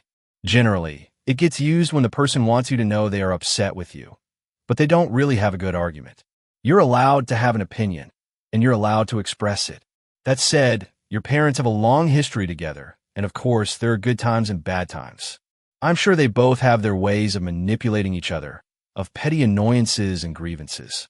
The question is, do you think that you, as an 18-year-old, have the necessary life experience to tell a couple of 40-somethings what to do with their lives? If your mother is being physically, mentally, or financially abused, then you should absolutely do something to help her and be on her side. If it's petty squabbles, then leave it alone. Original poster. Unfortunately, it's more than petty squabbles. They split when I was younger because my mom claimed he was emotionally abusing her, which I only found out about a year ago. Prior to that, I never got an explanation for their breakup. Commenter 3. Not the asshole. Isn't it the truth? Isn't him reflecting on it something good if it has had an impact on him? Don't apologize or retract. You can clarify and tell him that it's his behavior that inspired you to say that, and he is able to change his behavior. You don't apologize for saying that you wouldn't want to be treated like that by your husband, because you don't. If that hurt to hear, then he should realize that is one of the results of his behavior. You thinking about him like that. You weren't wrong to say it. He's wrong to act like that. Sometimes people should feel bad, and no shame to give them a chance to wake up to themselves. Commenter 4. Not the asshole. If more people considered whether they would want their child to treat their partner the way they allow themselves to be treated or be treated the way they treat their partner, the world would be a better place. Next story. Here's the revised version of your 6th document with spelling, grammar, and punctuation errors corrected, abbreviations expanded, except for "Am I the asshole?" and "NTA" as per your instructions, and the original content preserved in English. I've ensured clarity and consistency while maintaining the tone. Next story. Am I the asshole for telling my pescatarian friend it's her fault she ate meat? I, 23, female, went out to dinner with my friend, 25, female, over the weekend at a restaurant in our town. She's been pescatarian since she was 14 and is a huge advocate for eating less meat. I am an omnivore, but I respect her lifestyle choices, especially as she doesn't shame me for my decisions. We've never been to this restaurant before, so we were excited to try something new. She ordered a squid dish, and I ordered a beef dish. When our food arrived, we noticed her squid looked a little strange, as it had pieces of what seemed like dark meat in it. She took a bite and then called the waiter over, asking if there was meat in it. The waiter confirmed the wrong item was given to our table and apologized profusely. He didn't serve us, taking the dish away and promising the food would be remade correctly and taken off our bill. My friend, at the time, accepted this and said that she understood mistakes happen. I asked her if she was okay, as she seemed a little thrown off, understandably, and she said she was fine but obviously disappointed. Her correct dish arrived, and the waiter again apologized to us, and she seemed okay from this point on. At the end of our meal, the restaurant brought us complimentary desserts as an apology, and when we paid, just for my dish and drinks, she left a tip. The next day, I had a look at the restaurant on Google and could see she'd left a bad review, 1 out of 5 stars, where she detailed how they brought the wrong item, how distraught she was as a result of their mistake, and demanded compensation, even though the item was taken off our bill and we got free cake. I'm not defending the restaurant, as this lack of care is definitely a serious fault. But when the waitress who seated us asked us for any allergies or dietary requirements, she didn't mention she didn't eat meat. She only brought it up after the wrong dish was served. I texted her, asking why she left such a poor review, and she said that the mistake was unacceptable. I then told her that it's partially her fault that she ate meat, because we both noted that her dish looked like it had meat when it was first brought out, and that she should have asked the waiter first before eating it. She then retaliated and said I was being insensitive and is no longer replying to me. I just think it's odd that she said everything was fine and left a tip, only to then complain on Google. Am I the asshole? Edit 1. I also want to add that we are in the United Kingdom, where tipping is optional. There was no service charge already added to the bill, so the tip was entirely her decision. Edit 2. As many of you have suggested, I've posted my own review to clarify what actually happened. Commenter 1. Not the asshole. I've been a vegetarian my whole life. Not that it gives me authority over how other people feel, but anyway. From her description, the wrong dish was a simple mistake. If she suspected there was meat, she should have asked beforehand, or heck, what I usually do, asked a meat-eating friend to try it first. It does feel really shitty when I get accidentally served meat, but people are just people, and mistakes happen. The restaurant immediately apologized and tried to make up for the mistake. I'd feel differently if they tried to make her feel guilty about the situation, but it doesn't seem like they did. If she was not satisfied with their resolution, she should have communicated it then and there to give them a chance to fix it before trying to damage their reputation. Reply. Exactly this. If I'm suspicious about something, I don't eat it. I ask someone else to try it first, or I confirm with the restaurant staff. She chose to eat it even though it looked wrong. Commenter 2. Not the asshole. You just learned that this person is a jerk and maybe an ex-friend. I'd leave the restaurant a good review. They made a mistake with our order, but promptly fixed it, comped the dish, and threw in a free dessert. Very classy. Reply this. Definitely leave your own review. That they made a mistake and promptly tried to fix it, cleared it off the bill, and gave free desserts. Accidents happen. I'm celiac, and I've had mistakes made in restaurants. Gluten causes cluster headaches, among other things, so it's actually quite serious. But it happens. People make mistakes. It's always extremely important to list any allergies or requirements straight away. But at the end of the day, it's all down to how that accident is dealt with that matters most. Commenter 3. Not the asshole. I've been a pescatarian since age 7. If she thought the dish might contain meat, she should have checked with the waiter first instead of checking with her mouth. Mix-ups like these happen. It sounded to me like the restaurant did perfectly fine in terms of compensation. If your friend is upset about having eaten one bite of meat because of a mistake when she noticed and yet didn't ask before tasting, then that should be a learning experience for her. Next time, if something about the order seems off, ask the waiter before eating. Reply, right? My metric for a bad review isn't just did they mess up, but what did they do about it? They hit the minimum of apologizing and bringing out the correct dish.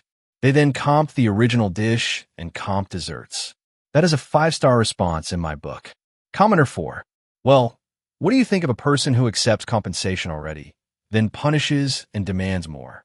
I'd be side-eyeing the girl, but she's acting like she had anaphylactic shock when all she had was meat from a different animal. Next story. Am I the asshole for telling my friend that I was done inviting her to parties? I, 22, female, throw a lot of dinner parties like a ton. I love to cook, so I always put food on the table, and I'm a pretty good chef, I'd say. One of my friends comes to all of them. The problem is, she takes all the leftovers. I swear to God, every single time that there's a scrap left, she takes it. And I appreciate that she doesn't want to waste food. That's not the problem.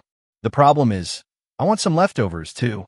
So, I told her when we were eating this time, hey, don't take the leftovers, okay? And she was like, yes, sounds good. Fast forward to the end of the party. She takes the goddamn leftovers. When I noticed later that night, I text her, hey, if you can't stop taking the leftovers, I'm not going to invite you anymore. She says, okay. Next time she comes over for a party, I remind her when we're eating, don't take the leftovers. She says, okay. When she's about to leave, I was sitting near the table. Guess what I see? She's taking the leftovers. So I tell her that if she couldn't listen to a boundary I set, the clear consequence that I discussed with her was that she would not be invited to any more parties. She said that it wasn't fair that she couldn't have some, and she was only taking a bit this time. I'm not sure if that's true, but I told her I didn't want her to take any. She says, okay, and puts them back. Fast forward to the next time I hosted a party. She isn't invited. Apparently, she found out through the grapevine. Makes sense. We share quite a few friends, and she got pissed as hell, saying that she put them back and I should have invited her again. I think she might be right. Am I the asshole? Commenter 1. Not the asshole. I've never heard of anyone taking leftovers without asking first, and then to take them after being told to stop. I think she's taking advantage of you, and she's only angry because she couldn't mooch more food from you. We had a double party for my birthday and a family reunion of sorts on my husband's side, and some of his distant cousins started filling up plates to take to their cars and took all the ribs and brisket while people were still eating. I didn't even get one piece of protein because they were taking it all. Some of his distant cousins started filling up plates to take to their cars. The way I gasped. To take portions for home when people are still eating or serving themselves is, no words, laugh out loud. I mean, I've made a plate and set it aside for my husband if he's arriving late or missing out because of work, but that's what the host's okay, and because that would essentially be his portion anyway. Woof, I hope this double party was a first and last occurrence. I didn't see what was going on, only heard the commotion because I was trying to be a good hostess and making sure everyone was good. So when I got over to the food and saw it was completely gone, I was only concerned that my husband ate out of the two of us because he was the one who stayed up all night smoking everything. The commotion was because one cousin called out the others for taking plates, not just one but several plates piled with meat, to their cars when people were still eating. It was a lot of meat too. We could have all had a plate or two and still had leftovers for everyone. Unamused face, we will never deny taking food with you. But the way they did it was disrespectful to everyone there. It was definitely the first and last time we did a double party. Commenter 2. Not the asshole. Do not let her manipulate you into feeling bad about not inviting her to a dinner party. No means no. Why do people have problems with this concept? No means no. No leftovers. Do not take leftovers. I don't care how much. Do not take leftovers. Did she pay for the food you were preparing? If so, she maybe should get some, but not all of the leftovers. If she did not pay for any of the groceries, she is not entitled to any of the leftovers. If you want to offer some to her, that will be fine. She does not get to take them. Do not invite her again. Do not let her manipulate you or your friends into inviting her. Commenter 3. I assume she is not contributing to the meal, whether financially or by bringing ingredients. If that's the case, then she is horribly entitled and is just using you for free food. Not the asshole. Yeah, if the original poster is leaving out the fact that she's bringing food and taking the leftovers of what she brought, that would be an asshole move. But the fact that she's previously taken all the leftovers? Yeah, I wouldn't be inviting her either if you have to watch her, as she's leaving to make sure she's not doing what she was explicitly told not to do multiple times. Commenter 4. Not the asshole. You set a clear boundary twice, and she still tried to test it. Putting the leftovers back after getting caught doesn't erase the fact that she tried again. Actions have consequences. She played herself. Next story. Am I the asshole for correcting my in-laws when they mispronounce my name? I, 27, female, have a name that isn't super common in the United States, but it's not that hard to pronounce. Think something like Lena, but my in-laws keep saying Lana. It's a small difference, but it makes my name sound completely different. I've been with my husband, 30 male, for 5 years, married for 2, and his parents have never gotten it right. At first, I thought they just needed time to adjust. They're in their 60s, and I get that learning a new name might take a second. But we see them often, and I've corrected them so many times. My husband says I should let it go because it's not intentional, but at what point does it stop being accidental and start being just dismissive? It's not like they struggle with pronunciation in general. They can say names like Giovanni or Schwarzenegger just fine. My husband's mom even talks about how much she loves learning about different cultures, but when it comes to my name, she always shrugs it off with, well, you know who I mean. The last straw was at a family dinner last weekend. His mom was introducing me to her friend and said, "This is our daughter-in-law, Lana." I laughed a little and said, "Almost. It's Lena." She sighed and said, "Oh, you're so particular," in front of everyone. It was embarrassing. I just smiled and let it go. But later, I told my husband I didn't think it was fair. He got defensive and said I was making his mom feel bad over something so small. I honestly don't think I'm being unreasonable. I'm not asking them to learn a new language, just my actual name.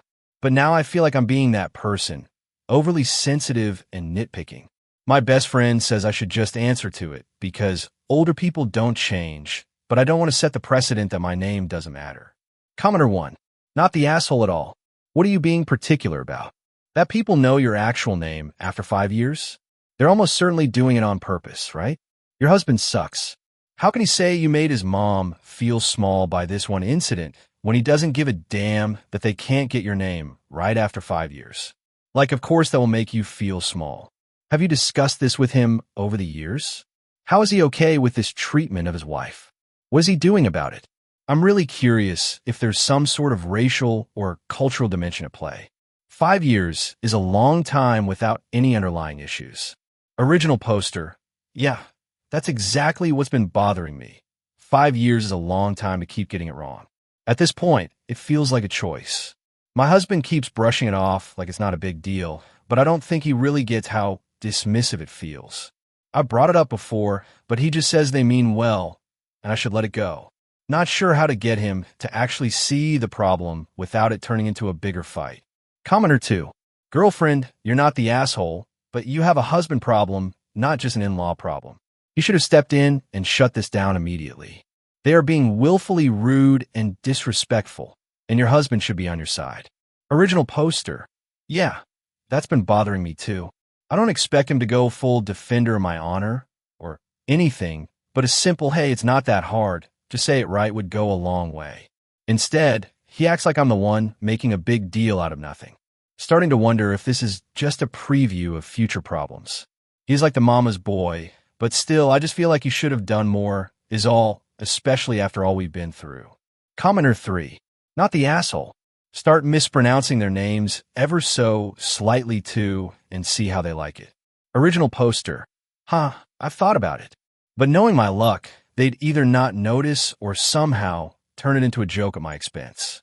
Still, might be tempting to call my mother-in-law Margareta instead of Margaret next time and see if she cares.